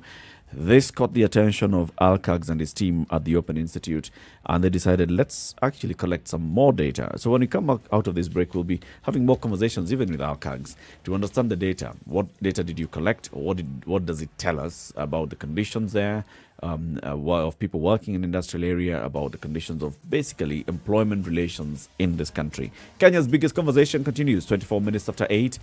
Jobs.standardmedia.co.ke. Are you an engineer like Martin Oiregi? You're looking for a job? Just go to Standard Media, jobs.standardmedia.co.ke. Find many other jobs that have been posted there, jobs that suit you. If you find none that is relevant to you today, subscribe. You'll get job alerts via SMS or email. Some of the jobs that have been listed today: processor, branch operations, a database administrator, FMCG accountant, a cluster office administrator, a care group promoter, principal of a school, a credit manager at Cusco, debt recovery officer, and many more. Jobs.standardmedia.co.ke. Let's take a break. We'll be back shortly.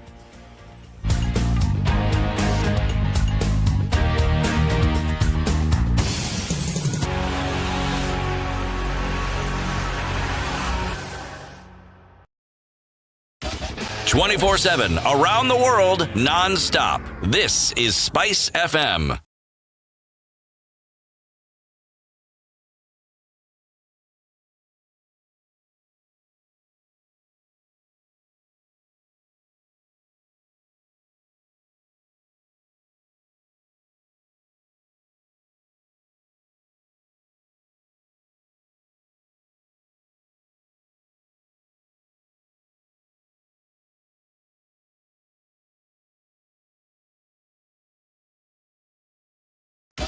24/7 around the world, non-stop. This is Spice FM.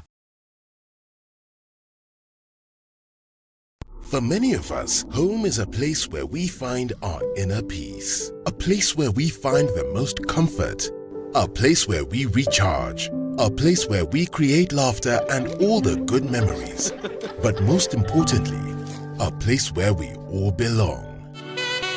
At KTN Home, we believe there is something for everyone. So catch all the comedy, telenovelas, Nollywood, music, sporting action, kids shows, documentaries, movies, dramas and reality shows. All to make you and your family feel right at home. You can also stream live at www.standardmedia.co.ke/KTN Home/live on your favorite device. KTN, welcome home. Spice FM. Hey, it's getting hot in here. The media has greatly contributed to the moral rot that we experience in this country. I remember a senior politician telling me, point blank, nobody steals in the field, it's stolen in the granary. So my friend, if you're going to win an election, jipange kwa granary. I think we are suffering from Stockholm syndrome. Our violator and abuser is also our redeemer in our mind. The whole political class, the whole political institution is rotten. It is based on ideals that cannot progress our country forward. Classic soul, R&B, smooth jazz, neo soul, and nostalgic ballads. Make some noise. Yeah. You're listening to Spice FM. It's mostly cloudy in Nairobi, 17 degrees. The sun is peeking through those clouds at some point, though. 23 degrees the high and lows of 16. 16 will be the low in Nyeri today. It's raining still at going to highs of 23. Highs of 24 will be recorded in Nakuru today. It's also raining in some parts. Mostly cloudy conditions in Eldoret at 15. Highs of 22, lows of 14. Sunny conditions in Kisumu at 20. Highs of 27 and lows of 19. It's raining lightly in some parts of Kakamega at 17, highs of 26. Highs of 27 in Mombasa, where it still continues to rain this morning, and it's also raining in Malindi at 26. That'll be the high for today, coming down to lows of just 25. Cloudy conditions in Kampala at 22. Highs of 24 and lows of 17. And it's 24 degrees and partly sunny in Dar es Salaam. Highs of 29. Highs of 20 in Johannesburg at 10. It's clear right now. And mostly clear conditions at 26 in Lagos. Highs of 32 and highs of 30 in Kinshasa, where it continues to rain at 22.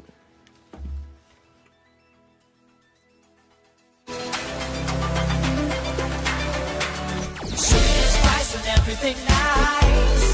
Alright, okay. Spice up your life. Traffic situation is not too crazy this morning in Nairobi. Looking out in Mombasa, let's start there. It looks pretty good. And coming in and to from the two ferries. The three ferries, rather, that are up for service today, is looking good. And Likoni, traffic was heavy at some point this morning, but it looks better now. And going out west through to Nakuru, out then from Naivasha, Nakuru, and into Kisumu today. Traffic also looking pretty good. Back into the capital. In Nairobi, Mombasa Road is where it is quite heavy as you approach the Nyayo Stadium roundabout. And then it's also heavy as you're trying to get onto Huru Highway into the city. Outer Ring is where it's taking a lot of the hit this morning. Everybody's going and using that option to run away from Mombasa Road traffic and Thika Road traffic coming in the other direction as well. We're going to have to sit through this one, folks. We'll see how it looks in a short while. Just in case you run into anything, let us know. We can spread the word. If you find a good route, let us know that as well. SpiceFM KE on Twitter is how you can get in touch.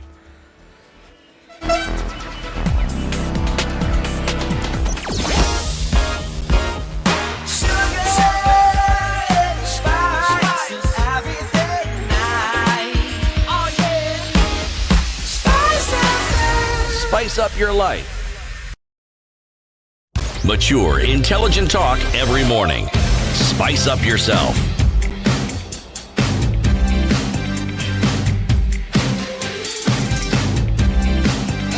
Mornings done right.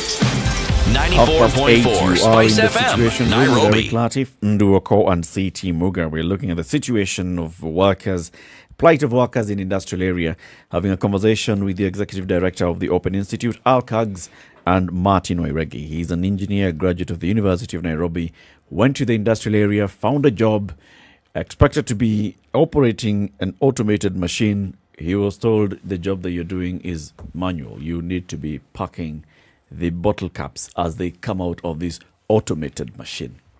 Got frustrated, went onto Twitter, poured out his frustrations, got the attention of Alcags and his team, and then he was engaged with others to go around industrial area and collect more data.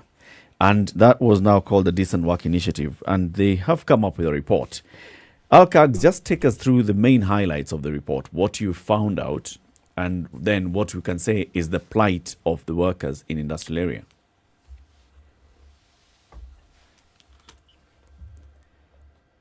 Alcags, you have an issue with your mic, I think, with your line. Can you hear me now? Yes. Yes. So the plight of Martin was replicated among many other people. 71% of them get safety equipment, but they have to pay for it out of their meager salary. In majority of the cases, they are given very basic safety equipment. So you find that either you're given gloves or you're given gumboots, but you're not given, like a proper overall where it is required. But you're not allowed to ask any questions about it. We talked about workman's cover. Only 40% of them received workman's cover. Now, the reason for that is also, apart from the fact that a lot of them are casual, is that a lot of them are employed through agencies. So the actual employer, the person they have a contract with, is an agency who has been subcontracted by the factory, which means that the factory has no real obligations towards you as a person. Leave days were a joke for majority of those people. You are told you must work or else. The average pay for majority of those people is 550 shillings per person per day, or 4,200 per week, or 16,950 per month. That's the average pay. Now, one of the things that we found, like Martin said, is that a lot of the people that we spoke to were paid a lot less than that 550. And certainly what their take-home was is often much less, because what happens is that there are many deductions. You dropped a bottle top, or you broke something, you're charged for that. There's a deduction for you wearing gumboots, you're charged for that. There's a deduction for you having goggles, you're charged for that. You're charged for lunch. You're supposed to take care of your own lunch and your own dinner, even though you're working for 18 hours.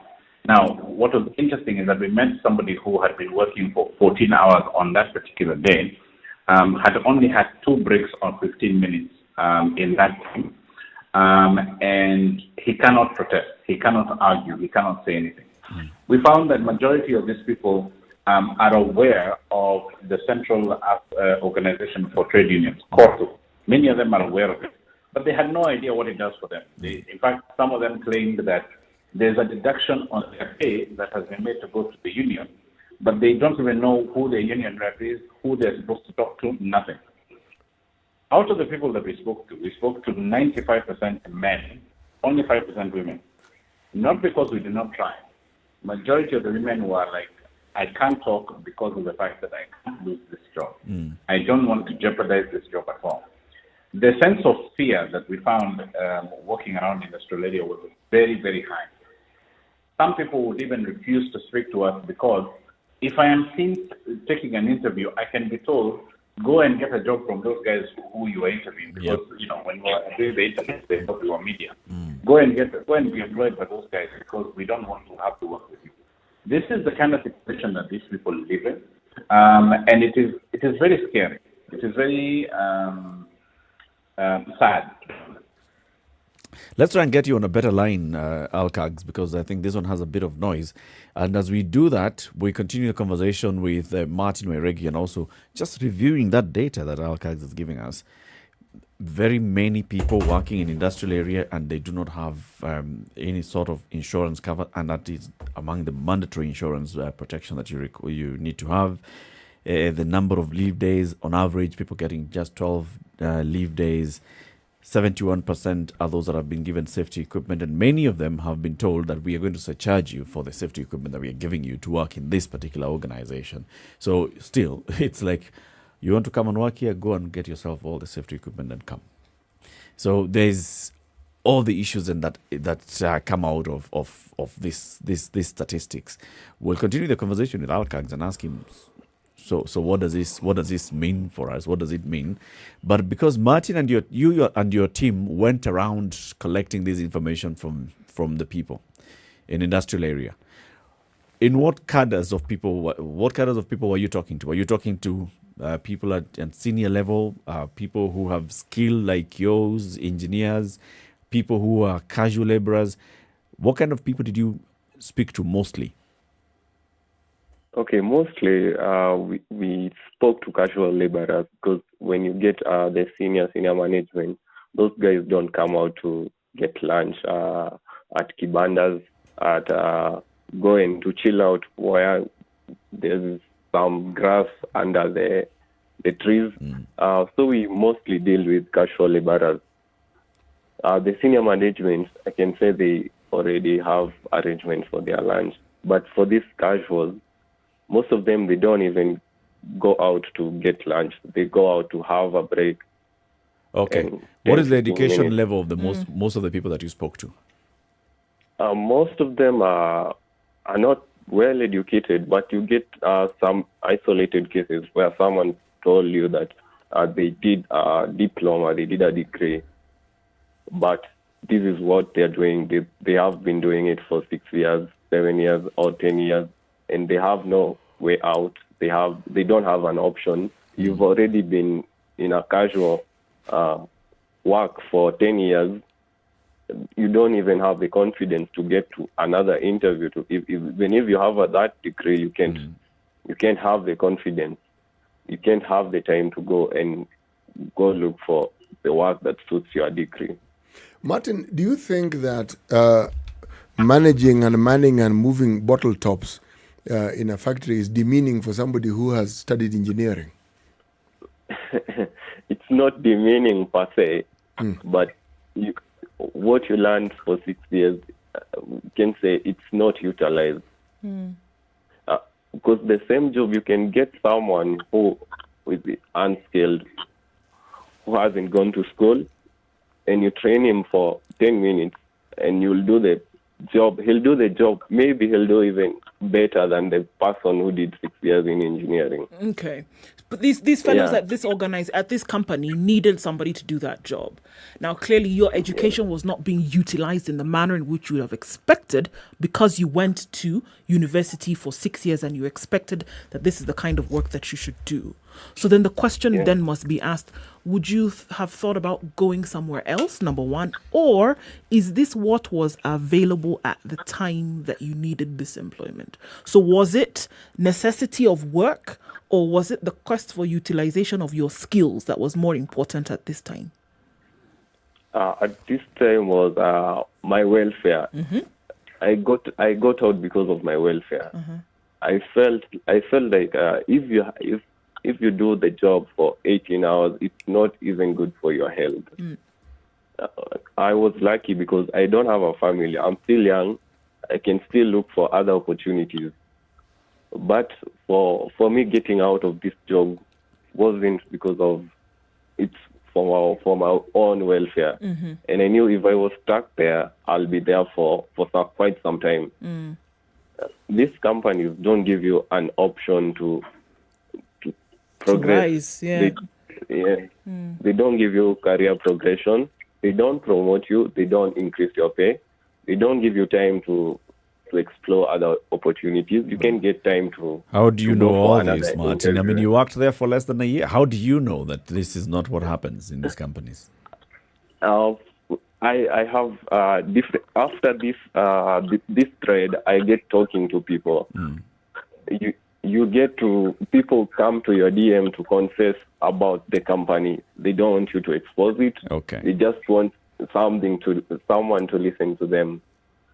So someone comes and tells you, I've been here for 10 years. I've been working. It's not like I'm comfortable here. If I had an option, I would get out. But I don't have anything else. I don't have a way out, basically. That's understood. They're telling you. Yeah. Yeah. Okay, so Alkags, what are we looking at here? just looking at then now this research that you did and this data that you then collected, if we're looking at two sides to this, those who are running these companies will say, you know what, I need this work done. I am not able to put in place a complete employment scheme. I need quick work on the day for who is available, and that's what I'm going to go for. This is the job that is available. This is what I'm doing. So if somebody comes along and they're looking for that job whereby their experience or their skills, their expertise will be utilized, this is not the place to be. They're looking for worker bees who will complete a task and then they go on. And to what extent can we fault these organizations? Because, I mean, these companies, because they're quite a number from what you've been able to collect in terms of data. So one of the things that we need to agree on right off the bat is that everybody is entitled to have decent working conditions. Working conditions that do not interfere with your human rights. Working conditions that ensure that you, as a human being, retain your dignity. Now, here's the challenge. If you have somebody who is working for 9 hours with 2 10-minute breaks, and they're standing for those 9 hours, do they have dignity? Of course, no, well, clearly not. Okay? So it doesn't matter whether they're an engineer or they're an entirely unskilled worker who has literally just come from shack and they have gone into this job. Ultimately, they should have longer than 10 minutes breaks in 8 or 9 hours. They should be paid well. They should at least be given lunch. You are finding that a lot of these people are paid a lot less just simply because of the fact that they choose to have lunch or they choose to have protective gear. Incidentally, in the industrial area right now, we found the majority of the people who are given protective gear have to pay for it. Now, if they have to pay for it, it means that some of them actually choose not to work with protective gear, at which point the company says it's your choice. It shouldn't have to be your choice. It shouldn't have to be your choice. Okay, so then are we at the point whereby we're looking further now and saying the situation and clearly in Nairobi's industrial area is not good for people who have to work as casual laborers, whether you are educated or whether you have just reached a certain level of education, that there are basic requirements for a job condition, a job situation? And if so, what are those? Because clearly, as you've said, the trade unions, whoever else then is supposed to protect workers' rights, maybe, okay, they've looked the other way for quite some time. What are the basic requirements that we're asking for? We're asking that, if you look at the global conventions, they say that people should have a certain amount of breaks, at least 3 breaks. In fact, just like your job currently, you should have a break every 2 hours of a couple of minutes. You should have time where you have to sit down. If you're standing, you cannot be made to stand the whole day with no breaks, because that affects your health, because it affects your spinal cord, it affects your legs and so on. You should have adequate leave days. You should have, the kind of space for you to be able to rest your back. You should be given the kind of protective equipment that ensures that you are not likely to harm yourself. And you should be given workman's insurance that assures you that if you are hurt on the job, then for sure you'll be protected. Now, the loophole that a lot of these companies take is that because of the fact that you're not directly my employee, you're employed through an agency, I don't have responsibilities for you in terms of workman's insurance, or because of the fact that you are a casual laborer who I met this morning, then I do not have responsibilities for you for your insurance. Unfortunately, the situation then becomes that a lot of these workers get hurt and they're told, well, go to hospital when you're ready, come back. Let me ask this question. We have a ministry that deals with labor in this country, isn't it? Theoretically, I believe that one of their functions should be to actually act as protectors of the workforce that we have in this country. So far, have I got this thing right, or am I imagining it? So I think there's a number of people who should be responsible for this. There's one, the Ministry of Labour, for sure. The second one is the union, or the various unions that currently exist. COTU is the overall body, but you've got other unions within the space. Then you've got people like the Kenya Association of Manufacturers, who are supposed to be maintaining and upholding standards for this in the manufacturing space. You've got the Kenya Private Sector Alliance. You've got FKE. All of these organizations, it is not that they are not aware that this is the situation that a lot of these people are working in. But the fact of the matter is, there seems to be, in our view, there seems to be a conspiracy of silence, so to speak, that people just don't speak. And Al, why do you think there's this conspiracy of silence? Profits, I think. But the labor is woefully undercapacitated in the sense that they should be doing, for example, regular inspections at the factories. But they don't have enough inspectors to go around. So what they do is that they make an appointment, and of course, we know how compromises work. So there's a serious challenge that, as a country, we need to pay attention to. Now, a lot of that will change if the unions were a lot more active. A lot of that will change if the unions fought for the rights of those workers. But you'll find that every time you hear a strike, it's against the government. Every time you hear a strike, it's teachers, it is nurses, it is, and so on and so forth. When do you last hear of a strike for manufacturing workers? Well, what is their union anyway? What union represents workers in many of the factories that you visited in the industrial area? So there's a whole bunch of unions. There's manufacturing unions that work within the various sort of types of factories. But the overall union that, for purposes of this conversation, we would call to action here is COTU itself, because COTU is the umbrella body. And a lot of those workers have a deduction on their pay that is specifically going to COTU. So that means that the COTU has a responsibility for them that it is not quite taking up. Do these factories even have shop stewards? Do they have what? Shop stewards. They should, but many of them don't, and where they do, they don't have a voice. The biggest thing that you will find when you speak to factory workers, as we did when we were going around and sort of looking at this information, is that workers themselves do not have a voice. And even when they have something to say, they don't dare speak. Because if you dare speak, what is going to happen is that tomorrow you will have no job. In fact, they have a phrase. They say, nitamwaga unga. Yep. Mimi nikiongea sahi nitamwaga unga. Where am I going to go tomorrow and I have children? But you know, Al, if we were to be honest about this discussion, yes, if you are looking at a totem pole of employment in the country, the workers we're speaking of are somewhere near the bottom. But this conspiracy of silence happens everywhere in our country. You have a situation that arises and somehow people suddenly become very vague. They're not very sure. And yet they may be the people who are actually responsible and the people who want to have that information. Now, so long as we have unemployment on the rise in this country, and yet we keep producing people in our institutions who are supposed to get work, do you realistically think that this sort of situation will change? So this is how I think that, this is our theory of how it changes. Yes.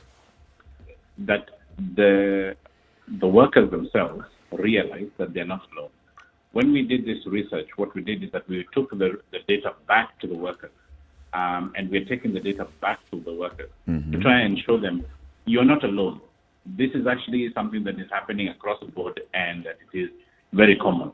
So go ahead and get together, start speaking. The one challenge that we have as a country is that citizens are not active enough to speak up the way we're regulating. If more citizens spoke up, if more citizens said, this is the experience that we're having, there's a lot of young people who are working in the factory workers. And if they're listening to this show, I am asking them, get on their social media and actually talk about what is actually happening to them. get as many people as you can and start calling out the Kotus of this world. Start calling out your MCAs, start calling out whoever it is. Speak up, because the more you speak up together, number one, it is more difficult for you to be victimized. Number two, it is easier for you to, get your rights back. But most importantly, let's call the people who are responsible for this to act. Let's call the government to go and pay attention. Let's call Kotu to go and actually fight for the rights of these workers. Let's call Kenya Association of Manufacturers to set up and uphold the standards that are supposed to be held up there. And I agree with you, and I think even the Federation of Kenya Employers comes in handy here. But as we talk about the central organization of trade unions, the affiliate members that are responsible here should also be active.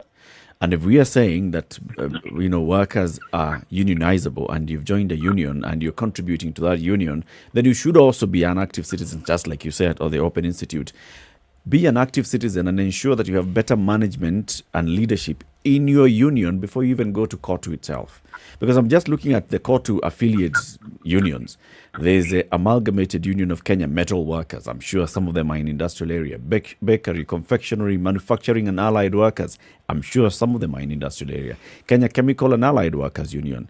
There's a Plantation and Agricultural Workers Union. There are many others, Railway Workers Union, Transport and Allied Workers Union. All of these, and I think maybe that's something that you can do at the Open Institute, sensitizing the workers on the need to pay attention to the union they belong to. First of all, are you in the right union? Are you unionized? Do you know your leadership? From your shop steward at your local level all the way to the national leadership of your union, then push that. So that then that organization as a trade union can have an engagement with your employers, with FKE or your individual employers. And maybe that would even change the conversation a little bit and pursue further up the conversation with the Ministry of Labor and Social Protection. Yeah, you're very right. Now, one of the stories that we heard, while we were there, is we actually spoke to somebody who was an official of a union. We wanted to know why our people were interviewing workers. And so when we explained, he said, listen, you guys are going to spoil my job because as a union representative, this is a very cushy job. What generally happens is that among the companies, there's a budget that goes out to the unions and there's a budget that goes out to the union leaders. So you find that the union leaders, in most cases, earn a very, very nice income from the companies, and as a result, they do not feel that they can rock that boat. It's a vicious conspiracy that I think people like SpiceFM are really helping to put up. Thank you very much. We thank you very much, Al Kags, for the good job that you've done with this at the Open Institute with a report, which is the Decent Work Initiative. How can people get access to these reports? So this report, we have made sure that it is online in a very easy to consume way. It is on decentwork.africa.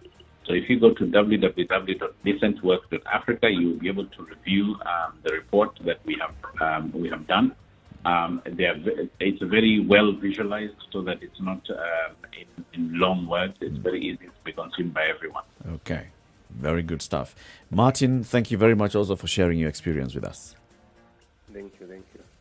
Thank you, Paul. Asanteni sana. 5 minutes to 9 o'clock. Time for us to also take another quick break. Say thank you to our audience on KTN Home who've been with us since the top of the hour. Switch over to SpiceFM 94.4 in Nairobi, wherever you are. Even Mombasa, 87.9. Even Kisumu, it's 102.5. In Nakuru, it's 96.0, 96.7 in Eldoret, 90.9 in Nyeri, and 97.7 in Malindi. The conversation continues into the next hour right here in the Situation Room. We'll be previewing what we expect the Tanzanian president to speak about when she addresses Kenya's parliament this afternoon. Good morning. This is the Situation Room, the only way to start your day. Spice up your life. sugar and spice and everything nice, just the way you like it. The Spice Drive. Did you have a great day? I hope you did. I intend to make it better from 3 p.m. to 7 p.m. I'm going to be taking you home nice and chill. Everyone is welcome aboard. The hashtag is Spice Drive and, of course, SpiceFM KE on Facebook, Instagram, and Twitter. The Spice Drive with Monique. The official soundtrack of getting you where you need to be. Mature, intelligent talk every morning. Spice up yourself.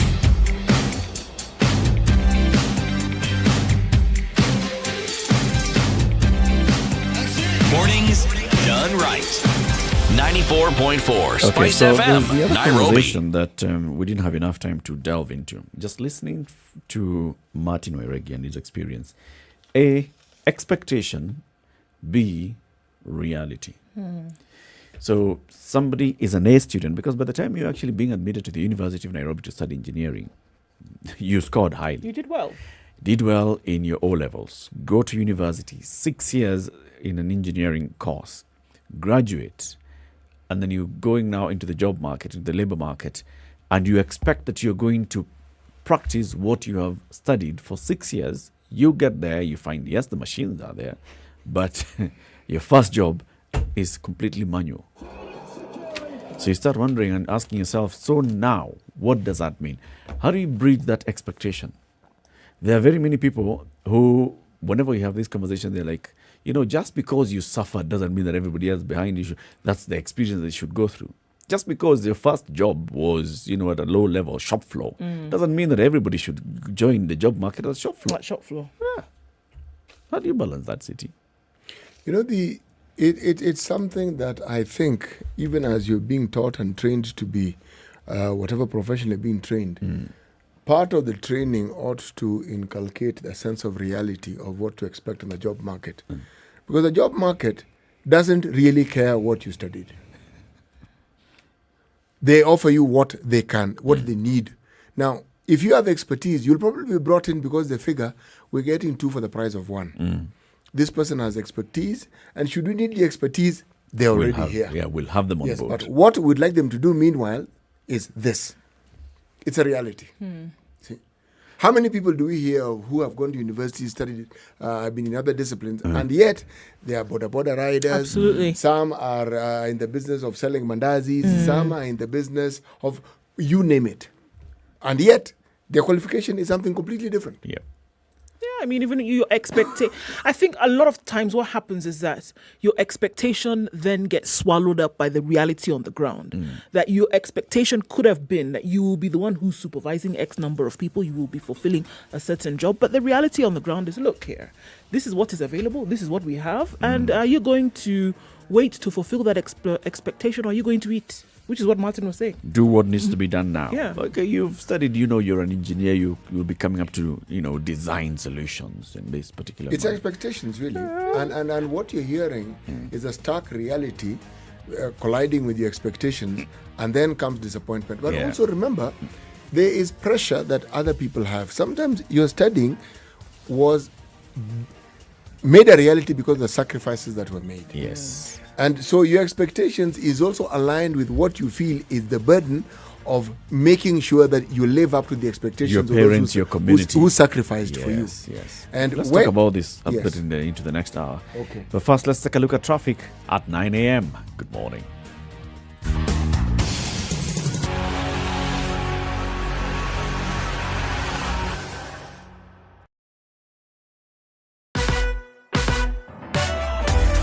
Sugar and spice and everything. 94.4 Spice FM. Okay, has it gotten any Nairobi. better, any worse? We're still looking at traffic heavy on some parts of Mombasa Road. Getting into the city doesn't look like anything out of what we've known to be the ordinary. And in some cases, actually flowing very well outbound, so not too crazy, as folks have found other routes to use. The southern bypass is one. Unfortunately, there has been an accident on the southern bypass on the other side near Alliance High School. So that one has held up traffic just quite some today. And that's headed out then towards Kikuyu. So we're looking at that, and hopefully it's not too bad and shouldn't go on for too long. Okay, we're also seeing some traffic on Jogo Road headed out into the city, but again, not too terrible. So today looks like a normal traffic day. Hopefully it won't be too bad. But our eyes are open, radar's up. So let's see how it progresses. Talk to us if you see something that you run into that we should all know about. SpiceFM KE on Twitter. That's how to get in touch.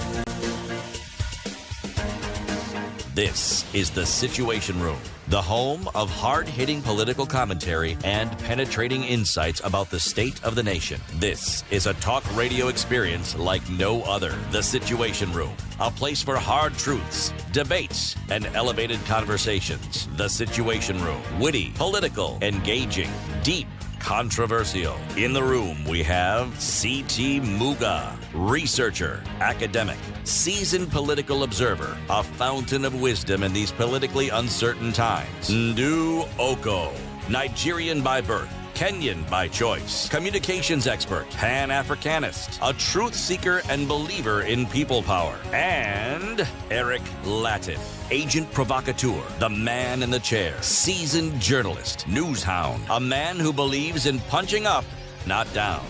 Okay, This it's is 2 the minutes after Situation 9. The Room, conversation the continues. only way to CT start today's your cover. day. Right. In the land of promise, a man may die of hunger. In the land of promise, Yes. a man may die of hunger. So many vijana muongeze pia bidii, Mwisho wa kusoma utapata kazi mzuri sana. There needs to be a new song that reflects the reality of this day and age, because that song actually bore very, very direct resemblance to the reality then. You went to school, you would get a job. Mzuri sana. Yes, and at every ukifika standard 4 iko kazi standard 4. Kazi. 7 iko.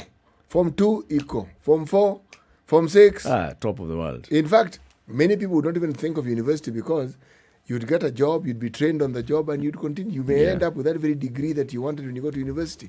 University was not a priority. Yeah. So that is the reality of Kenya then. This reality now, it's reality that other parts of the world that we refer to as developed have experienced for the longest time. You study, you are qualified, but the jobs that you start off with, even as you pursue this career, you realize that when you graduate, you are told that you've been given to power to read and all that pertains to it. The pertaining part really now becomes that becomes the reality. That's a fine print. You've got this capacity, yes, your capacity for understanding things has expanded. Yeah. It doesn't have to limit you to doing what you studied. You can do other things. We see that a lot, especially the current generation. People coming out of college, of university, they have studied, especially those that have studied now, those big degrees, okay? You have done architecture, you've done engineering, you've done medicine, you've done pharmacy, and you come out and you expect a certain level of work, entry level, a certain amount to be paid as your first salary, and the frustration sets in almost immediately for very many people.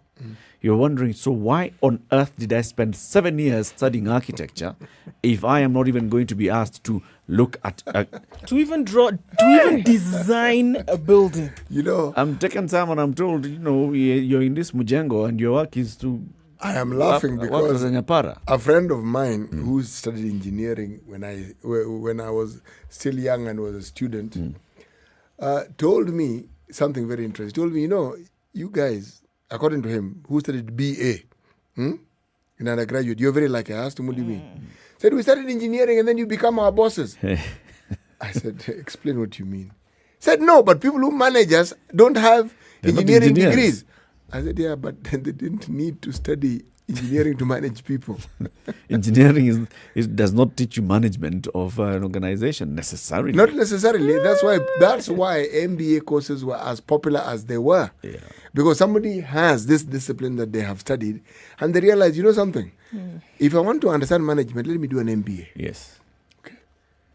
Because now you've done a degree or a qualification, you have a qualification in business management. Yeah. So you can manage a business. Yeah. But where the problem arises is in our training and in the curriculums that we have. All right? I remember when HIV/AIDS was declared and realized was a pandemic, one of the courses that became very, very popular was HIV and AIDS counseling. And with it came a lot of other counseling courses that were being offered by NASCOP and Kenyatta National Hospital. And when you took these courses, you realize that in managing HIV, you really need a new skill set that hadn't been taught before. There was nothing in the units that people were taught, even in medicine, that would prepare you for this. Yeah. Because HIV was at that point a new disease. Now, one of the things that one found was the people who actually dealt with patients and eventually told them their status would be medical doctors. And they would tell you in the same way they give you the information about other diseases. Yeah. You have a cold. You have a broken leg. And come HIV, you have HIV. Goodness. That statement was like a death sentence. Yeah. Because at that point in time, there's so much we didn't know. There's a lot of stigma. So, but the people who you found taking these courses were nurses. And they understood. I attended some of these courses myself, and I recall I was fortunate enough in some of the higher courses I took in counseling, I actually had medical doctors. And all the medical doctors I came across actually also happened to be psychiatrists. And I asked them, you people never take these courses. How is it? He said they realized that for them to actually do their job well, because some of the people who had HIV were referred to them. Yeah. And the skill set that they had, they realized, yes, I'm a psychiatrist, but I don't have the skill set to manage this person. Yes. Let me give another example. You have people who are professors, you have people who are lecturers in universities, but they're all untrained teachers, with the exception of those who've actually gone for training as teachers. And so when it comes to putting across them the information they have, they're actually unskilled. And yet many don't even know they're not skilled. Yeah. Because you need to be taught to teach. You need to know how to break it down. Yes. Let's go to the phone lines because we have Alan on the line. Alan, good morning. Good morning, old chap. How you doing today? I'm all right, brother. My view is the following. Yes. If we shouldn't reduce this thing to a matter of expectations. What I pick from your conversation this morning is the inability of this society, the inability of this economy to produce decent jobs for its citizens. We have an agriculture-based economy. But you find it difficult to employ agriculture graduates. We find it difficult to employ veterinary graduates. If we go by that theory of expectations and reality, then shall we say that let's abolish engineering courses, for example? Yes. Nope. Because labor is supposed to be priced depending on scarcity, and two, because you can't get so many engineering graduates. Actually, labor is supposed to be... Alan, you have a very valid point, but you should, and that is why universities around the world review their courses every so often. And some courses actually become irrelevant. Now, if you have an oversupply of people who are trained in a certain discipline, definitely they will all not get employed in the discipline that they were trained for. And so then what do? Do you wait until an opportunity arises for you to work in the discipline you trained for, or do you get a job so that you can actually survive and live? You have a point, but the point you make about the universities is valid, but the flip side is the following. That part of the problem we have in this society is we think universities is about jobs. University training is about scholarship. It's about scholarship, making people clever. And that's why we in our universities today we are de-emphasizing history, literature, art, and the pure sciences where people are, where knowledge is made. But that's another debate for another day. The other point I pick from your conversation is the illegitimacy and the legitimacy crisis of unions. Look at what those guys were describing, the way people are suffering at the workplace. Yes. And they are members of unions. I think we really need to restructure our trade union laws, and make unions relevant to workers again. I rest my case. Very good points. Thank you very much, Alan. Cheers. Joseph in Nairobi, good morning. How are you guys? Fine, very well, thank you. Yes. Our education system, it was fair to the previous generation, but to this one it is not. Why do you say so? Back then it was okay to be taught how to remember things. Mm. Currently, we need to be taught how to think, not to remember something that you are taught. Mm-hmm. Yes, if you are taught how to remember, then you will have to look for a job somewhere. You need to remember what you are taught so that you can do there. Mm.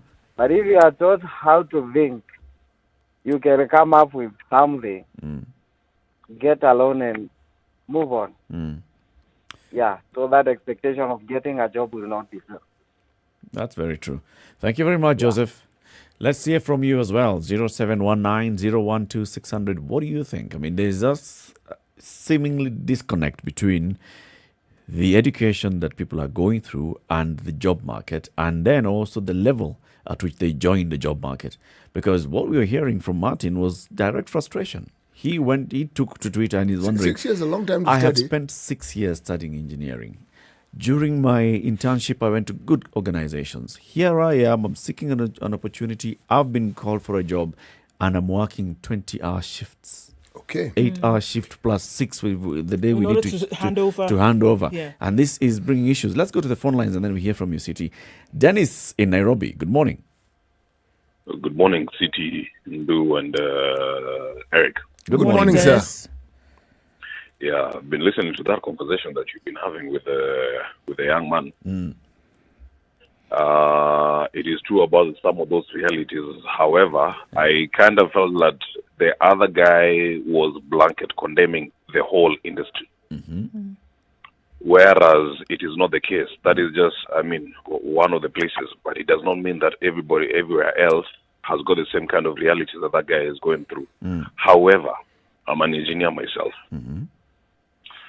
And I will tell you that majority of the graduate engineers, especially the ones that we are churning out of university right now, they are used to very quick microwave kind of realities. Such that he wants to work for one day, and if he does not buy a BMW like the one for the supervisor, all of a sudden the work is bad. I'm working long, the pay is little. Some of us started working with 5,000 shillings per month. Can I ask you, accepting, so just looking at accepting that 5,000 shillings a month, was it because you knew, all right, I'm getting my foot in the door? Or was it a combination of factors? I'm going to get something in my pocket, I'm getting my foot in the door, and then I'm building up on my experience. And I have nothing else. And I don't have any other option right now. Myself, it was about, I am just glad that I found a job. Because at that time, it was very tough to find a job. And I knew very well. Let me tell you where my big break came in.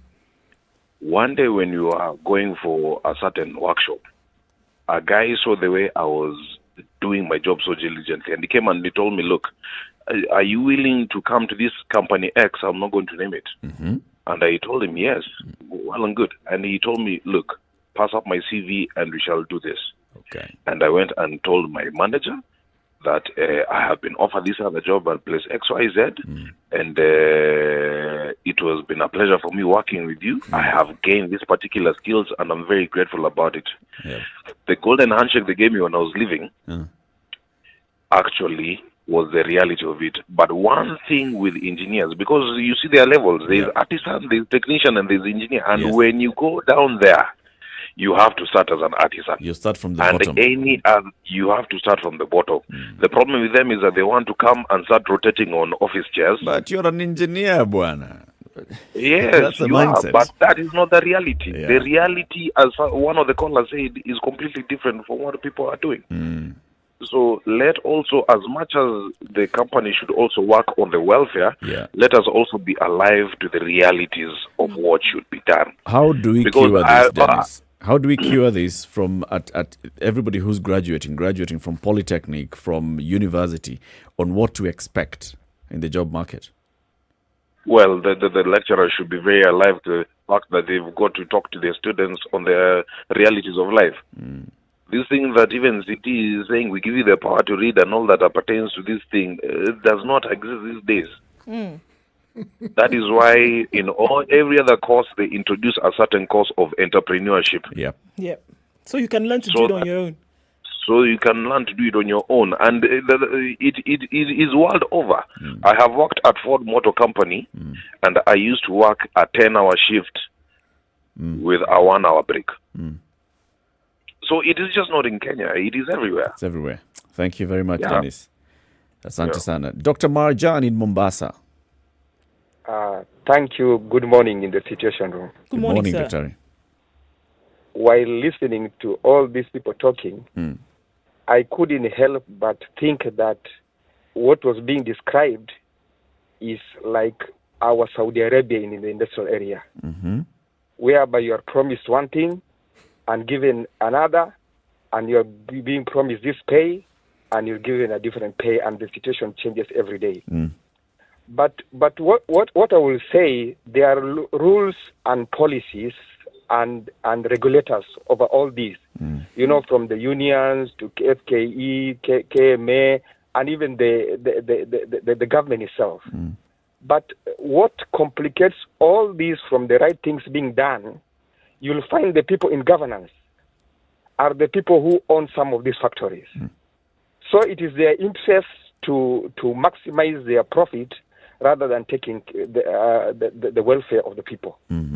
But the other thing that I will say, you know, like the university which sent Martin and said you send your CV to this company, they would, and I believe many schools and many institutions usually receive, messages that send your best students so that they can come and work. They should do a follow-up with the industries and find out where these people are placed, and therefore now impart them with the necessary skills. But above all, what the government has got to do is go down to the ground and say, look, you need an artisan, you need a machinist. What are the qualifications of these people? So that the same thing that the Minister of Education has said, look, you cannot go and do a degree course if you haven't gotten a C+. You cannot do a diploma if you don't have a C, and so on and so forth. So therefore, they should go on and say the qualification of a machinist is this, and the pay is this.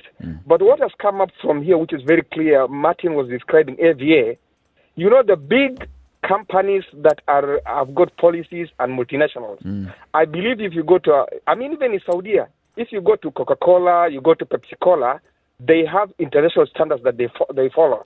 And the same when they give contracts to places like India and let's say China to manufacture certain things, if they mistreat their workers, they tell them you're not going to have this contract. So what the government has got to do and say, look, if you mistreat workers this way, you're not going to get a license to manufacture this particular thing. And one of the things that one time, and other countries have got this law, some other basic rights of these workers. The government should come with a policy that even if it's a worker working for a day, or if it's a worker working for a week or for a month, he should be entitled on proportion basis. What leave was he entitled to? You know, when you work for 1 month, you're entitled to, let's say, 2 days in a month or so. And if you work for 1 month, you are eligible for being paid NSSF of this amount. If you work for this month, you are supposed to have this insurance and NHF of this amount, so that any worker, even who works for a day, and then the work inspector should go and see, look, even this worker who was working for a day, he's getting this wage, is entitled to this very minutes of leave or this many hours of leave and other privileges. Thank you. Thank you very much, Dr. Marjan. Let's go to Malindi. Mohammed, good morning. Yeah, it's about those graduates. You're talking about the graduates. I think, are they taught entrepreneurship education before they leave? They are taught entrepreneurship. Are they taught entrepreneurship education? Many of the courses nowadays will have that entrepreneurship at university level, at college level. You see, nowadays there are no jobs. Why don't they use their skills and start their own whatever business? Then. But the thing is, Mohammed, these jobs are there. That's the problem. The jobs are there, but they're saying now that we're looking and saying the conditions under which they're working are not the best, and that they need to then be regulated, and certain things need to be put in place. The jobs are there. You know, the fellow said that they can go sit outside some companies in Australia. You sit outside there today, you will get a job today. You will get something to do, and they could even retain you for a long period of time. The jobs are available now. The conditions under which they work, that's a totally different story. But at least they should start somewhere, even if it's a casual work. You see, myself, what I did, I was at the Polytechnic, Kenya Polytechnic. You see, I used to go for attachment. I did mechanical engineering. You see, when you go for attachment, they don't pay you, but you learn a lot. Yep. That is the old days. And after you graduated from Kenya Polytechnic, what was your first job? Was it exactly what you had studied? Of course, yeah. I graduated in 1986. I was not looking for jobs. Jobs were looking for us. Those are the times. Yeah. Thank you very much, Mohammed. And I didn't do diploma. I did technicians, 1, 2, and 3. See, in fact, during when you do your attachment, for example, I went to Homeland Brothers in this area in Nairobi. You see, but they didn't pay me anything. They say, no, if you want, you work free for 6 months. Yeah. See, I took that decision, but I learned a lot. See what happened? They used to repair compressors, so I moved in most of the factories in Nairobi. So I learned a lot besides the repairing of compressors and engines. Okay, thank you for sharing that experience with us, Mohammed. Have a lovely day in Malindi. Okay, thank you. Bye. Thank you. I want to hear from you and your experience on this. 0719-012-600. The seeming gap between expectation and reality, and also the reality of also the workplaces and what needs to happen for those who are seeking employment, what they need to come, the mindset that they need to come with to work, and those who are also offering jobs. Because that whole thing of also somebody is seeking employment and there are very many of you, you come in and you tell them you're not very clear on exactly what their job is going to be. So the job description shifts, the amount of money that you're going to pay them shifts, the working conditions shift between the point you had the first conversation to the point that you tell them report to work. And you need to be living close by so that you can be leaving work late at night and we don't drop you far. There has to be a composite approach to this because, one, there is also understanding when people apply for certain courses. You start off with ensuring that you keep auditing these courses and determining what it is that your situation actually demands. Because the moment you have an oversupply, then you've created an exploitative environment. The person who wants to employ is spoiled for choice. Did we not have a situation the other day when doctors went on strike? And we also knew that there were many people who had qualified as medical doctors who didn't have jobs.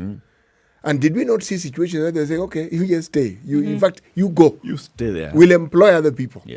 And they were not bringing them from Cuba this time, just locally. Here in Kenya. Okay.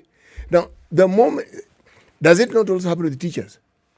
You say you're going to go on strike, they say, okay, you go ahead and go on strike. We know that there are X number of teachers who are trained and they don't have jobs. We'll simply employ them. Now, this oversupply has a positive side in that you say you have a very large population of people in your country who are well educated. But the job market doesn't absorb them all. Remember, in the States, one of the issues that the Republican Party kept pointing to was what they call the exportation of their jobs to China. And they were saying that, you know something, these people took your jobs and took them to China. That's how they were approaching it. But remember, it's not the government. These are business people who want an environment in which their production costs can be lowered, but it can be done efficiently. And they know that in their own country, it will be far, far more expensive to do the very same thing that they're doing. So they'll either go to the Philippines or go to Mexico, which is next door, and more so, China. Now, you tell me, if you're looking at the global world market and you're understanding what is going on, what makes you think that Kenya will not be affected? There was a time, and see, this is now the problem.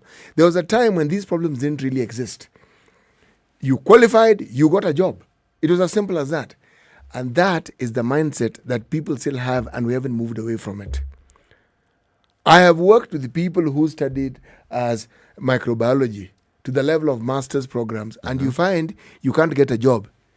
You become a lab tech in a school. In a school? In a school, because you want a job. And you also teach biology. Because you've studied biology. Okay? And you are a board employee, not Teacher Service Commission. Because Teacher Service Commission, you'll require you to be a teacher. To be a teacher. Exactly. A trained teacher from a TTC. I have worked with someone who studied engineering. Okay? He couldn't get a job as an engineer. He started off as a driver. Not a driver, driving a car. Driver of Gary, driving a car, driving. Yes, driving a car. And in driving that car, he got enough money, so he cobbled up some equipment because he knew, yes, he was a mechanical engineer, but he knew automotive work. So he started repairing cars. In his spare time and on weekends, he would service people's cars, repair them. That's what he did. Mindset. Yes. Engineer. Mechanical. Mindset. You see, this is somebody who's accepted and looked at it and seen, well, yeah, I've studied this, I have the skill, but then these are the opportunities that are available. What is available now is what I'm going to do. And how am I going to make sure that I maximize what I can do with what is available? And that's it. By the time somebody has a master's degree in microbiology and they're going to be a lab technician in a school, There's a reason why. and they're saying, okay, I can also teach biology, and they've gone and applied with the board of management of the school and said, I can do this. They also think it's a mindset. They've accepted. They don't have a problem. They're not sitting back and saying, you know what, I'm a master's graduate. I'm not taking anything less than this. Yeah.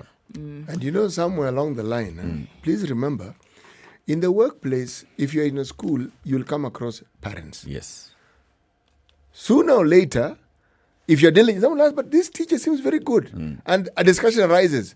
You will, in the end, life story, you actually find the job that you wanted, but not through the route that you had thought of. You accept and say, look, I need to work, I need to survive. These skills, I know these subjects, I can do this. And you do it. Dr. Mike. Hi, Situation Room. How are you? Good morning. Very well, thank you, Mike. Yes, I heard C.T. Muga talk about microbiology. Yes. Do you know could be most likely, more often than like around 40% of graduates who are churned out of our universities are Bachelor of Science degrees. Yes. Quite a number of them are Bachelor of Science. And what are we talking about Bachelors of Science in?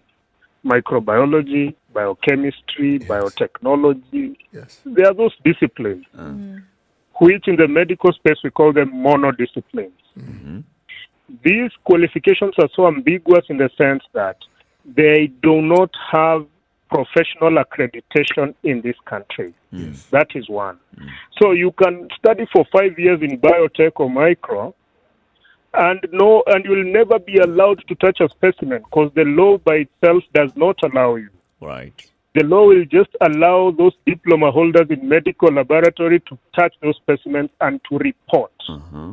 As a medical doctor, I cannot rely on a report of a master student in microbiology.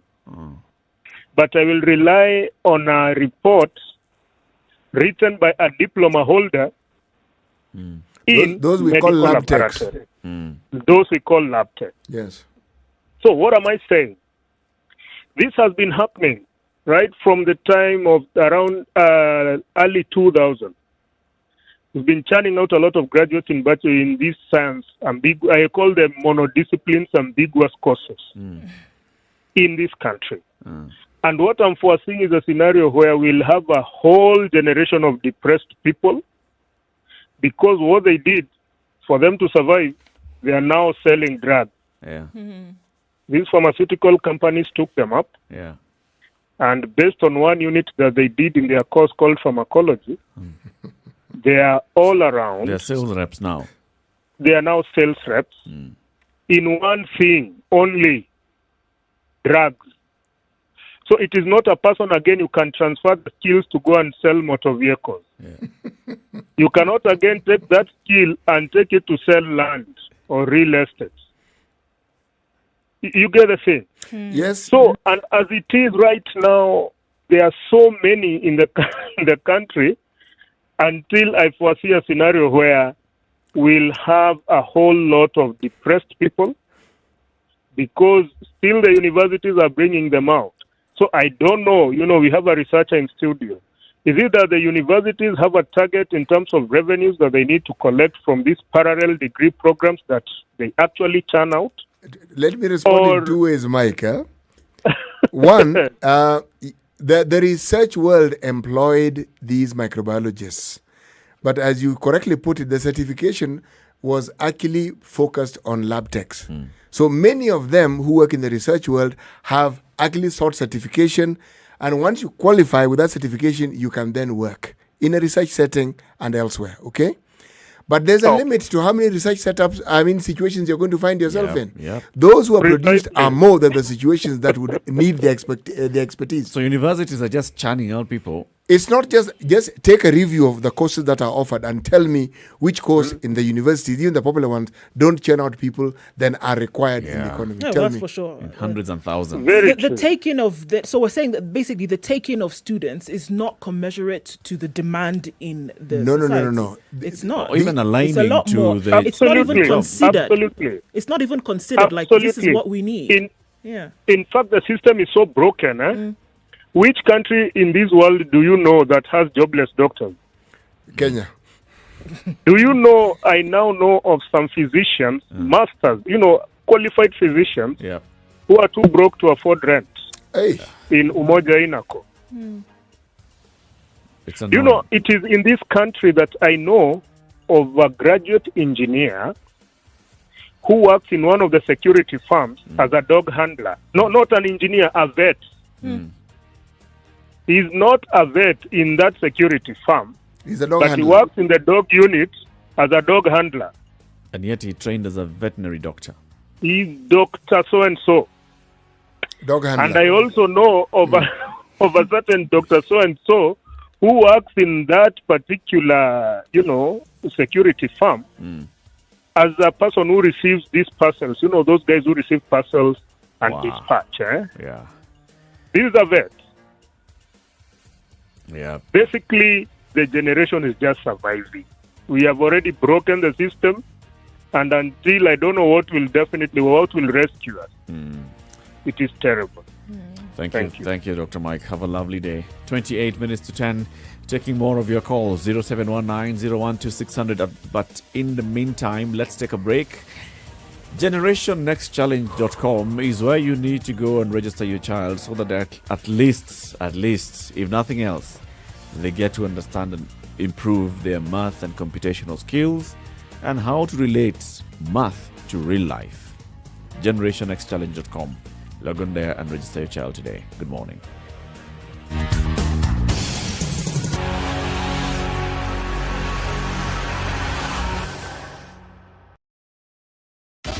24/7 around the world, non-stop. This is Spice FM. Hello. Halo, umesikia? Nimesikia nini? Hujasikia habari?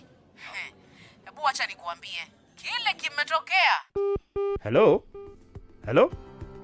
Hello? Don't wait for hearsay. Dial star 550 star 2 hash to read the Nairobian e-paper from the convenience of your mobile phone for only 20 shillings from your telecom line and stay up to date, the hottest talk of town with no additional charges.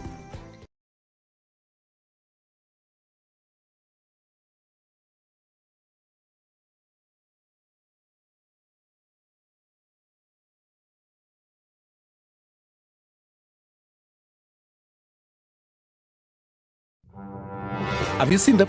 Am I lying? Yes, it's a very nice outfit, I must say. Good Thank job. you. Asante sana. The compliment is well received. Good morning and thank you. Evan Wasingishi was asking me what channel is Spice FM. 96.7. Tell them that, right? Yes, now they know. Thank you. It's a pleasure to be here. Pleasure to have you. you. What a beautiful studio, my friend. I've been to other radio stations, but I've never seen anything like this. Thank you, and it's very nice to be in a modern studio. Absolutely brilliant. And I have to say, it's a very cool ambiance here in your radio room. Just for our listeners, I think it is below zero in this room here. Very Swiss temperatures. The weather with Spice FM. All right, the sun is coming out in Nairobi, 19 degrees. It'll go to highs of 23. We're told that some parts it's raining. Well, we'll see. Highs of 23 today. Light rain in Nyeri at 18, highs of 23 and lows of 16. It's also raining in Nakuru at 19, highs of 24. We'll see highs of 22 in Eldoret, highs of 27 in Kisumu, and highs of 26 in a rainy Kakamega. 25 degrees and raining as well in Mombasa. Highs of 27, highs of 26 in Malindi. Thunderstorms, heavy ones in Kampala this morning at 21. They go to highs of 24 and lows of 17. Dar es Salaam is partly sunny now at 26, highs of 29, and we'll see highs of 20 in Johannesburg, where it's 14 and sunny.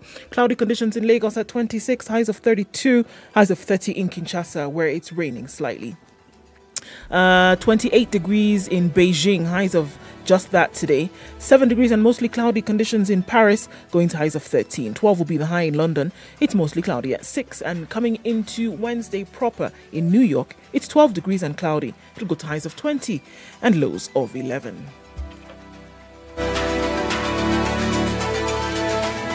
Sugar and spice and everything nice. Everything nice.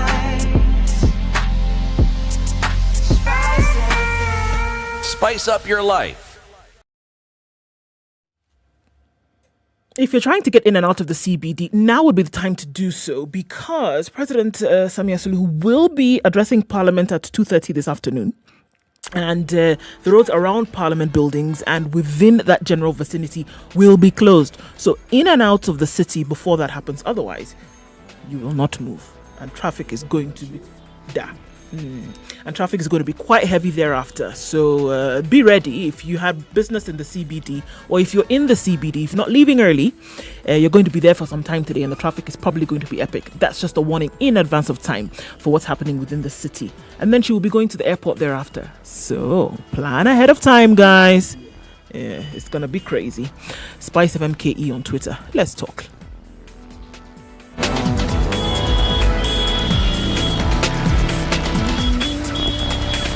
Spice FM. Spice up your life. Mature, intelligent talk every morning. Spice up yourself.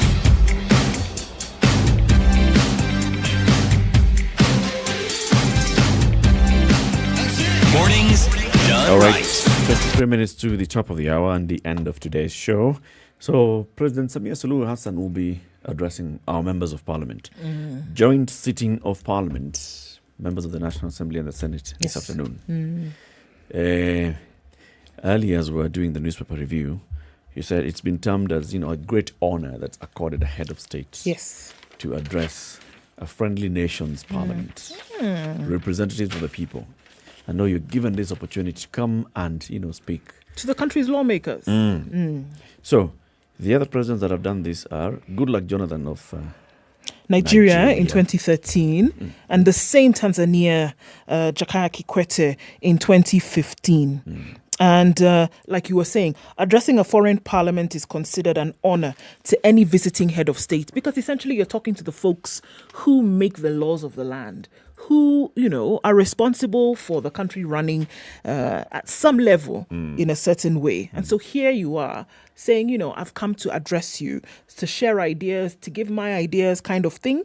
And for a president of another nation to come, it is considered an honor. So she's going to address the parliament this afternoon. It's going to start at 2:30 today.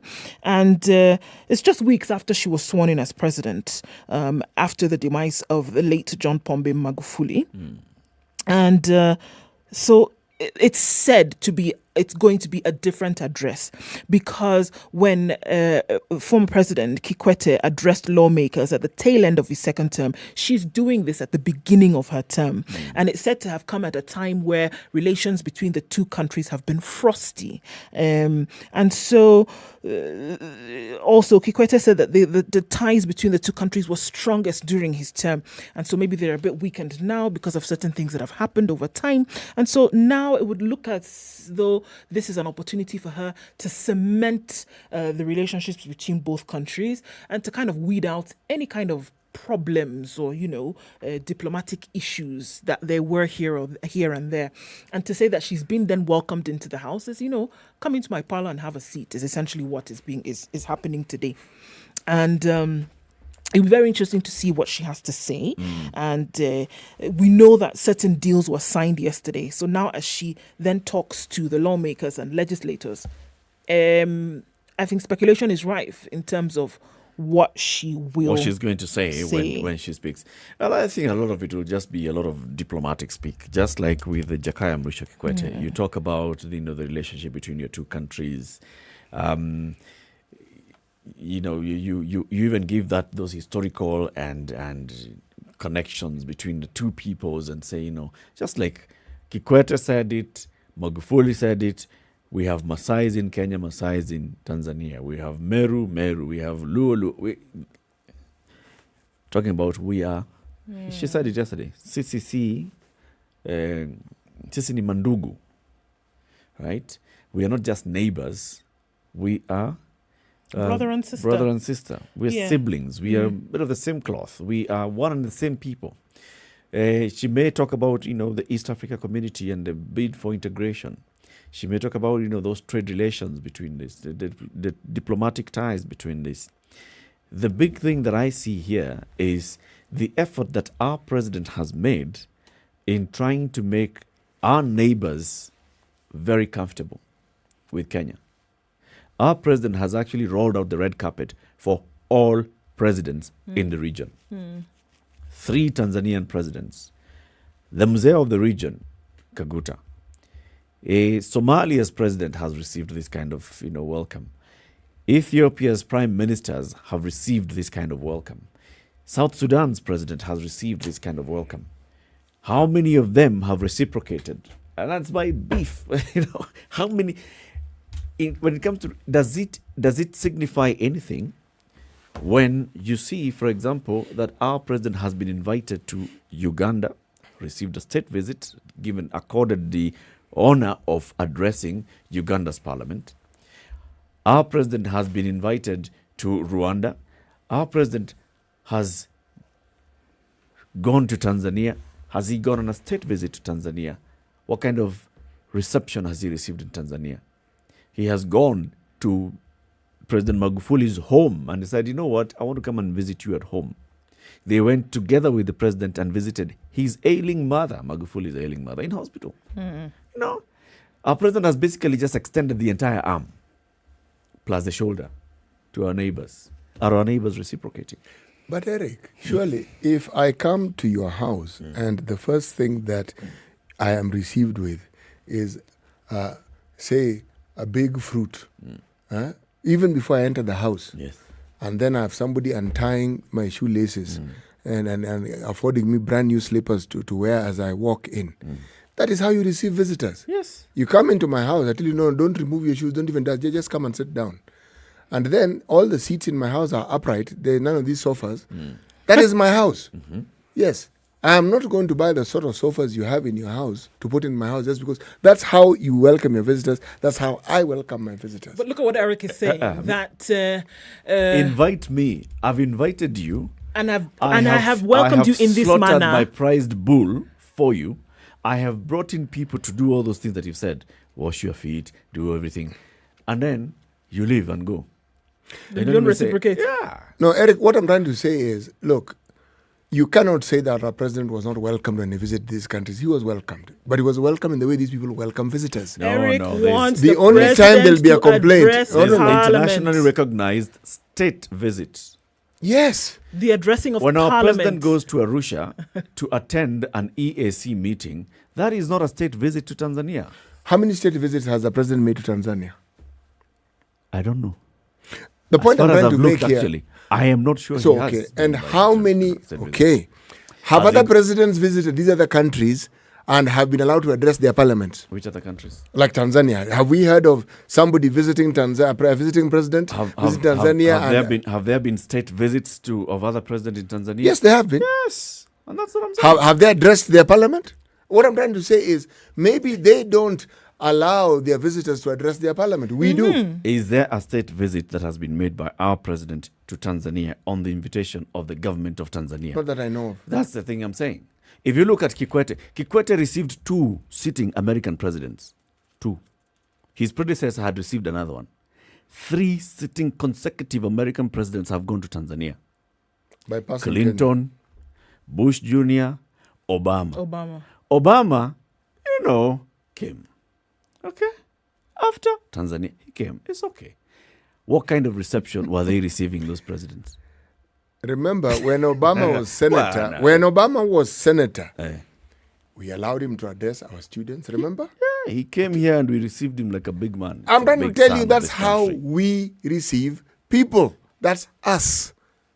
Now we're more or less demanding that other people receive people the way we receive them. And I'm trying to say it is different. And I don't think it is disrespectful. It's just that is the way they do things. Okay, so what are we looking at here? A chance or the opportunity then to address the Tanzanian parliament has not been presented to a Kenyan president? No, Eric is talking about the optics here. He's saying that, reciprocation should mean that the way we've treated you is the way you should treat us also. Don't just invite me to your shags and give me a peacock. Peacock is good, regal Okay. bird. Advised. This is a personal visit. Invite me as the head of state of a neighboring and friendly nation to your nation. Okay? Roll out the red carpet all the way. The same way I would do, I have done to you. The same way I have done with you, I do the same. That then goes on to show everything we're talking about here, that we have, cordial relations, we have A, B, C, D. It can clearly be demonstrated. Now, if you're not doing that, so now what are we talking about? Mrisho Kikwete, come here. We make you, what is it that the president is? President of the Republic of Kenya? CGH. We give you CGH. Top, highest honor. We name a road after you. We give you, an opportunity to address our parliament. Essentially, you're saying we're bending over backwards. Me, I've been in office for 2 years, and now you're leaving. You have not done the same. Surely.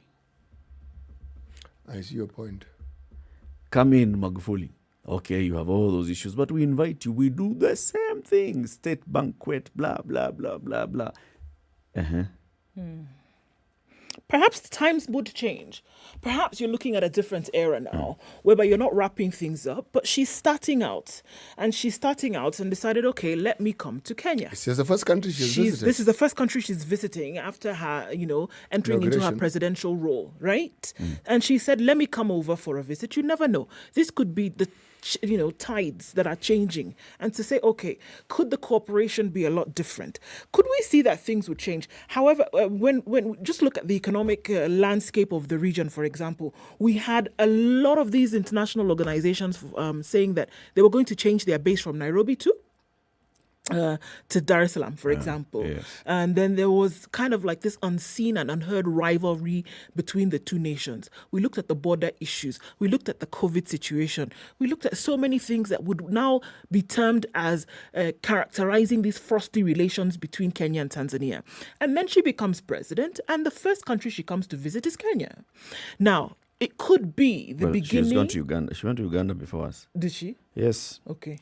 Like within a week of her being inaugurated, she went to Uganda on a state visit. She signed the pipeline deal. Okay, voila. So she has she's come to here. us, Okay, yes. so she has come. It would be different if she did not come, all right? So she has come on more or less the same grounds, and she has come to Kenya. It could be that this is what she really wants to do.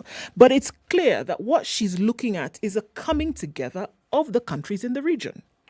And I don't think that has been a secret, that she's saying, look, it's time that we actually did cooperate, that we lived as we existed and did business as a community. Yes. And I think those are some of the things that she's trying to bring together. I wouldn't be surprised if her address to Parliament did not fall along those same lines. So you never know.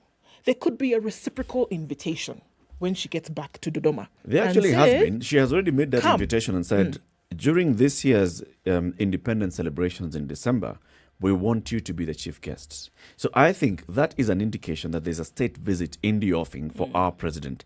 First time, 10 years. Let me just read the state visits that the president of Kenya has had since 2013. Okay? When he went to Arusha, that was his first international visit after becoming president in 2013. April 2013, it was to attend the EAC Heads of State Summit in Arusha. Okay. Did he make any state visits that year? Yes, he did. Where? He started by going to Juba, state visit. He went to Entebbe, Uganda, state visit. He went to Bujumbura, Burundi, state visit. He went to Kinshasa, DRC, state visit. He went to Moscow, Russia, state visit. He went to Beijing, China, state visit. He went to Dubai, state visit. Kigali, Rwanda, state visit.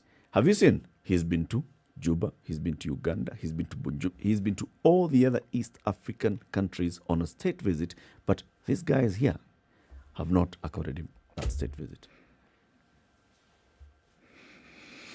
Now they're according him one, aren't they? No, it's coming. It's coming. It's coming. And it's not too far in the offing, right? It's coming, it will happen. And have we also reciprocated and invited all those people? Those presidents? Yes. All of them? Well, not all of them. Vladimir Putin hasn't had a state visit to Kenya yet.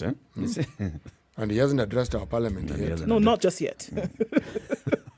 I'm not sure if that kind of address. Just looking at the way in which he's behaving in the last 1 year, I'm not very sure if that's. I'm not very sure if that's the person that you want to speak to Kenyan legislators who behave. I think there's a reason why I'm mentioning him. The reason why I'm mentioning Salva Kiir, and I'm asking the question. Even when we have these visits, how many of them have addressed our parliament? And addressing parliament is actually a very important, and that's what I'm saying. Look, out of the three that have addressed our parliament, 2 are Tanzania. You see, Eric, this is why I was saying, as a country, we have actually extended not just one arm, but 2 arms plus the shoulders in terms of our cordial relations with this neighboring country. Eric, it's a charm offensive clearly on our part because, truth be told, the relationships that we've had with the leadership in Tanzania hasn't been as cordial as it could be. It could always be improved on. I mean, if you ask me, the relationship we have with Ethiopia, non issue. Relationship we have with Juba, even the relationship we had with Somalia until recently. Uganda, Tanzania. No, sorry, I meant Rwanda. You meant the other Tanzania? Yes. Burundi. So all I'm saying is, when we're on a charm offensive, it means we've understood that we need to mend fences, whatever those fences are. And it doesn't mean that you may be at fault. If your neighbor thinks you have a problem, then call him nicely and tell him, really, Ndugu, where's the problem? Okay? It's in our interest. Remember, some of these problems that we're talking about arose from as far back as the disintegration of the East African community, where our neighbors felt we gave them the short end of the stick. And you know the short end of the stick came about as many of the headquarters of the corporations that were East African. Nairobi. Now, so we are not, Tanzania, if you listen to the anecdotes that come from Tanzania, we are not considered to be fair neighbors. No, if you listen to Tanzanians talk about it, Kenyans are bullish. And it's not just from a government point of view. We are exploitative. A citizenry point of view as well. Yes, exactly. So those are things that need to be mended. Okay, you see what I'm heading here is, when those leaders come here, they don't say all those things that you're saying. They come here, they tell us we are brothers. In fact... But diplomatically, you don't say such things. You remember the man who's now the Justice Minister and he was the Foreign Affairs Minister. He has a very lovely long name. I don't remember it. But he was here, in fact, addressing us at the launch of BBI and reminding us the histories of our people and how we are interconnected. We are one and the same. Is that person a politician? Yes. Then? What do you expect? And then they go back up. It's like they go back down there and they're like, wachana. Ilikuwa ni kazi. Sasa ukweli ni huu. Hebu mwite jamaa wa South Africa ule. Tuzungumze kisasa South Africa. Look, you know, we need to move to the next level. What if indeed we are talking about resetting buttons and all those things, okay? Then what is it that we need to do more to actually get Tanzania aligned with us? Better. Eric, there's a lot we can do. There's a great deal we can do, and I think this is what the president is trying to do. Because remember, you're talking about this pipeline deal. Did we not have, with the Lapset project, were we not among the first people who came up with this deal, which our neighbors told us, keep the deal, chief. The oil pipeline. Keep the deal. Why did they tell us to keep the deal? Because suddenly we became too expensive and other issues came up. Expenses can always be sorted out. There were clearly other underlying diplomatic issues that we didn't talk about openly, but they were there.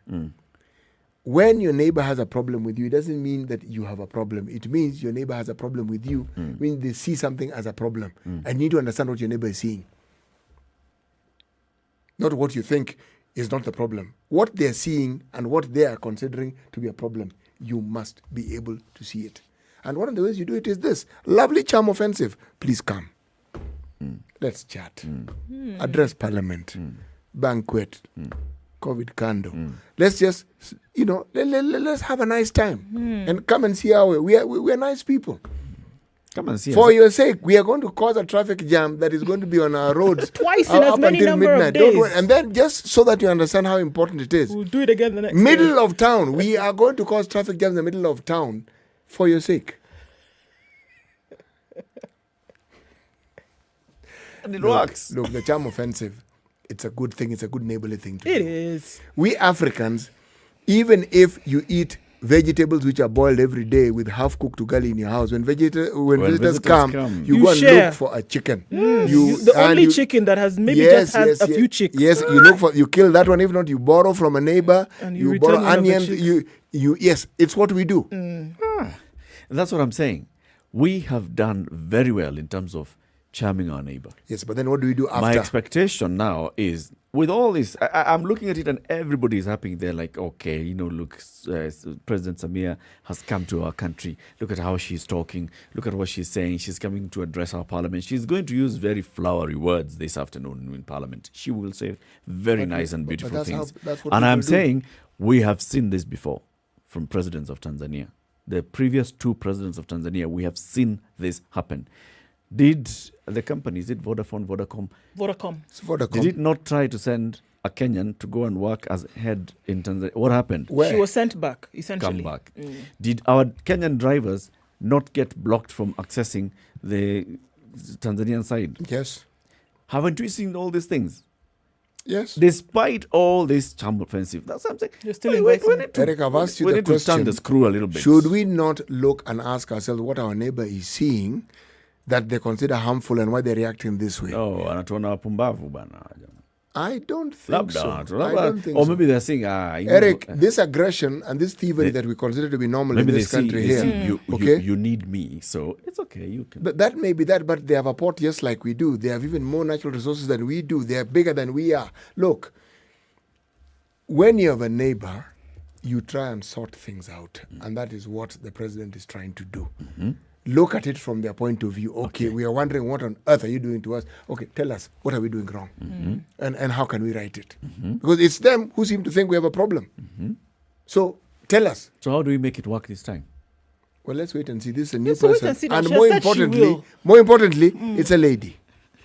They tend to look at things differently. All the other presidents talk about were men. Okay, skepticism, Eric will hold I it. am at this he point will where, hold it yes, at his I chest. have the skepticism. I'm saying, so- yes, Samia Suluhu Hassan, yes, very good Tanzanian president. She's a lady. She's very well spoken. She's making steps that are showing that she means well. The rubber needs to meet this road. And we see then that there's going to be a different city. Let's close with the day's proverb. In the land of promise, a man may die of hunger. Promise that we're going to have, cordial relations. We are brothers. We're hungry. Haba na haba is what jazzes the kibaba. Hubble, hubble. Gumzo na gumzo equals more gumzo. Are you just making stuff up now? No, the first one I didn't. The second The one first one I've heard before. The second one that sounded like a Muppet movie. one I made up. Okay, In what other ways can you apply that proverb? Well, you can't eat words. Well, in a sense, you can. Yeah. As we say, you can take them back. But you see, the whole purpose of promises and words are to alert you as to the things that will be coming your way. But if all that you ever hear is what will be coming your way and you never see it, then clearly, if it involves something that will help your life and improve your livelihood, you will most certainly die of hunger. Okay. Thank you very much for tuning into the Situation Room today and for participating and joining us in the conversations. We are always very grateful when you do that. Join us again tomorrow, first Friday of the month. Baba, it's Thursday. It's the first Friday of May, and then you can have the second Friday, the day after. Okay. Are we talking about tomorrow? Oh, okay. Tomorrow is the first Friday of May. So we'll be here